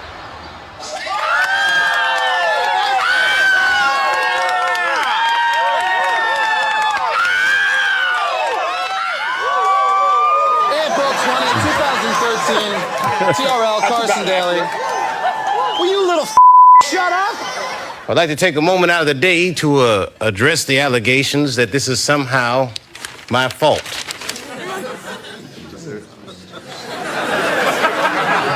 Firstly, I'd like to say that these allegations are absolutely and 100% false. Secondly, and most importantly, I'd like to say that you disgust me. You're goddamn right, I said it. If you knew just one of the things I was sworn to secrecy to, you would buckle under the goddamn pressure. Naggers, Jews, homosexuals. Oh, man. Dave Chappelle needs to come back to this. Dave Chappelle is an absolute legend. So. Dude, absolutely, man. He needs to. I know he's stoned it down a little bit the last few years because he got a lot of pressure. But man, that's never gonna come back. I don't know when this white boy kid come out here, but Oh nah, twin. Oh nah. See, I can't go for that shit right now. I can't go for that. You keep calling me Tinkerbell, bro. Stop talking to me like that, all the time. It's about 7-Eleven. I'm saying like for real though. Like. Oh nah. Anybody can make money nowadays, man. Hey Jim, look, our boys are back. Prince and this dude. The fuck is that? No, it must be my food. How you doing, boy? Dad, is that you? Yeah, it's me, boy. Goddamn, you a big one. It's draft day. I got your jersey. Look at this. 21, right? You're a safety. You little shifty, brother. Dad. You little shifty, brother. Dad, I stopped playing football the day you left. What you mean? You know what? You was always a hooper. You was always a hooper, weren't you? A little jump shot. Yeah. Dad, no, I stopped playing basketball as well. What the fuck you do? I work for a foundation that helps children who lost their fathers who walked out on them. Who the fuck gives a shit about those kids? Well, clearly not you. So there's no draft? You're not? No, Dad. There's no draft. There's no money. Mother raised a damn bitch. Okay, 2%. No, I'm taking your fucking burgers. Dad, this is stupid ass. I'll be back. I gotta get the different milk. Okay? This is almond. Are you coming back? Yeah, I mean, you're more than welcome to come inside, and we can rekindle the time we lost. Why the fuck would I do that? Tell your mother, I said you're good for nothing. Damn. Shit. Oh, this is pretty good. Sean McVay after the Rams drafted Ty Simpson. Ready? Ty Simpson, this is the Rams GM. We can't wait to see you soon, buddy. Did you just say Ty Simpson? Thank you, sir. Can I talk to Coach? Yes, you can. Here, Coach wants to talk to you. I don't want to talk to him. Take the phone. Hey, Ty. Coach, thank you. This is the greatest day of my life. Well, at least someone's having a good day. Shut the up. I mean, are you sure you even want to play for us? Did we suck, you know? Yes, sir, and I'm going to compete and I'm going to win that starting job. I mean, we got the reigning MVP. No, you're not, you know? Okay, well, I'll see you tomorrow, Coach. I can't wait to get there. Maybe you can wait, you know? And maybe, like, I know this is crazy, but, like, what if you just didn't come? Damn it, finish the call. All right, see ya. I hate this stupid pick. How stupid do you have to be to draft this mother? Coach, I can still hear you. I mean, we got the MVP and you draft this shrimp mother. What? I don't have a shrimp. I mean, he's got simp in his name. He's probably a not a Holy shit, you're still on the phone with him. Hey, Ty, you there? Yeah, still here, Coach. That crying you're doing, is that more happy tears or is that sad tears? A little bit of both, to be honest. Ty Simpson. Listen, I know he had to do the right thing, get up there in his whatever stupid press conference, and he had to back up the pick, but I would not be surprised. No, did you see the original call? No, I didn't. So the original call, he's on the phone him, and he goes. So Ty Simpson's is like, I can't wait to make history with you. Yeah. Dick Day's like, yeah, no. Shit, man. Jim, I think you sent me this one. Mike Vrabel, 10 minutes. Casual Sunday.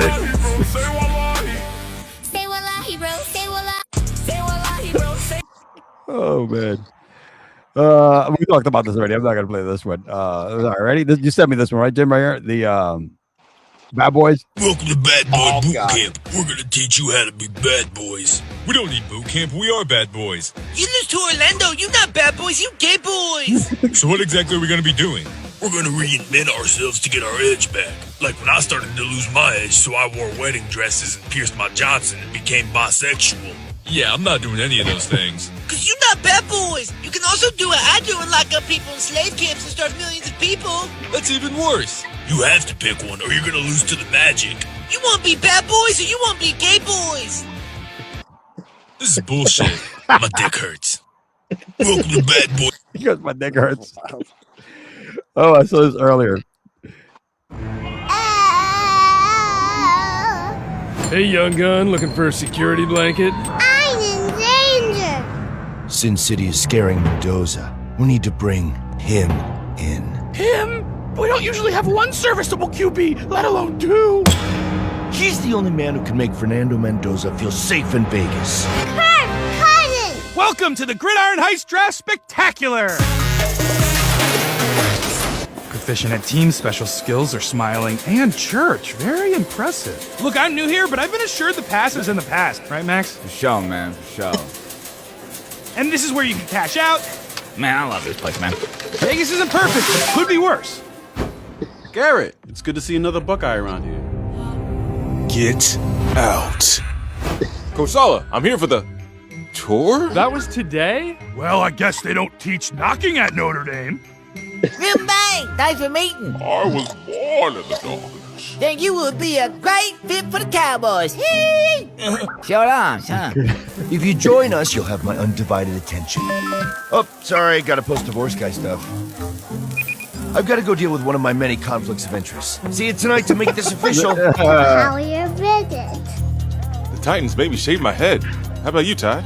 Your visits? Makai, you good? Hello, it is your commissioner. I'm used to that. Doesn't hurt you anymore. Now, the Raiders would like to make a deal with Fernando Mendoza. Fernando, you've really impressed us. You're a high-character guy, and you can't put a price on that. And you're willing to do whatever it takes to win, aren't you? I think so. I know so. Mark, fetch the contract. Right away, sir.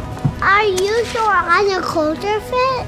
Yes, we built a Kohl's for you and Kirk. We're a family institution, see? Nothing scary here. The autumn wind is a raider. What was that? Nothing. Sign it. And the best part is, all that money is guaranteed. Once a raider, always a raider.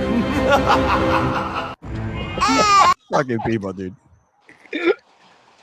Oh man, let me see. The last one here. This is actually an interview. Did you send me this to Jim though, right? Yeah. You did, all right. This guy shows up and he starts calling the Pokemon by the wrong names. I don't know, just on purpose to patronize me, making fun of me. I don't know what his deal was. He called Bulbasaur. That's Onion Turtle. Geodude. Punchy Rock. Meowth. That cat with them long ass arms. Ekans. Purple shit. He called Diglett. That's floor shit right there. And Doug Trio. That's 3 floor shits. He knew Pikachu, but everybody knows Pikachu. Oh yeah, that's Pikachu right there. He called Weepin' Bell. Oh, that's almost a pair. Weedle. Party Wiener. Beedrill. Everybody know that's Big Dick B. Bees don't even have dicks. It's a stink. This guy shows up. Oh man. People really get annoyed at that shit. They do. It is hilarious. They don't give a fuck about a Charizard. Get the fuck out of here.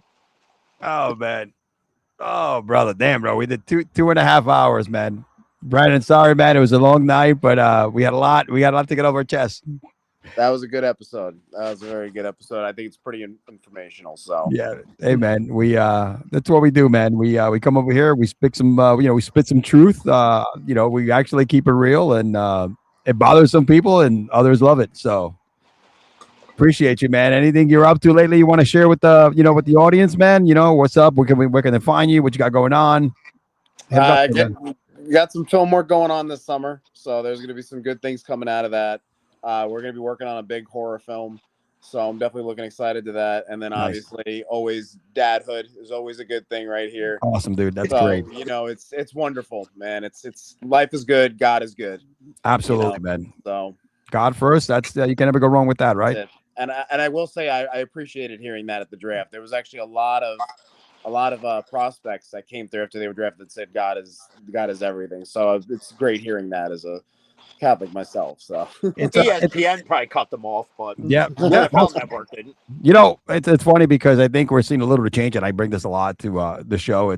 I guess I'm hoping the tide is turning, right? You know, we went from a generation where there were not, you know, there was just completely anti, you know, faith, and to a lot of these kids, you know, Mendoza at the helm, you know, back in the day it was only Tim Tebow, right? And then, you know, now you have a lot of these players, man, and it started all, I think, a couple of years ago. And like I said, man, I'm hoping the tide is turning, dude. You know what I mean? So, but yeah, man, appreciate you, kid. Always welcome. You're always a friend of the show, man. We definitely got to have you back. You know what I'm saying? Absolutely. I will be happy to be back. Maybe before the start of the NFL season. Oh, we'll do something, man. Yeah, man, definitely. You're big. I know you follow baseball, right? And a huge Yankee fan. So we got a Yankee fans to turn. You know, hey, everybody got a little, you know, a little restless there because we, you know, freaking they went into a little slide, but then we got back. all right. Now we're on a winning streak. Rodon is pitching, so is whatchamacallit Cole. Life has got to get good. Oh, yeah. For our Yankees. It's gonna be a good summer for the Yanks. So all right, brother. With that being said, yo, your boy E-Man from the AverageJoeSports.network, always. Jim from the Fan in the Van podcast. Brandon Brass, your favorite Italian Cuban. There you go, baby. Peace out, guys. See you next time. Later. Peace. Yo!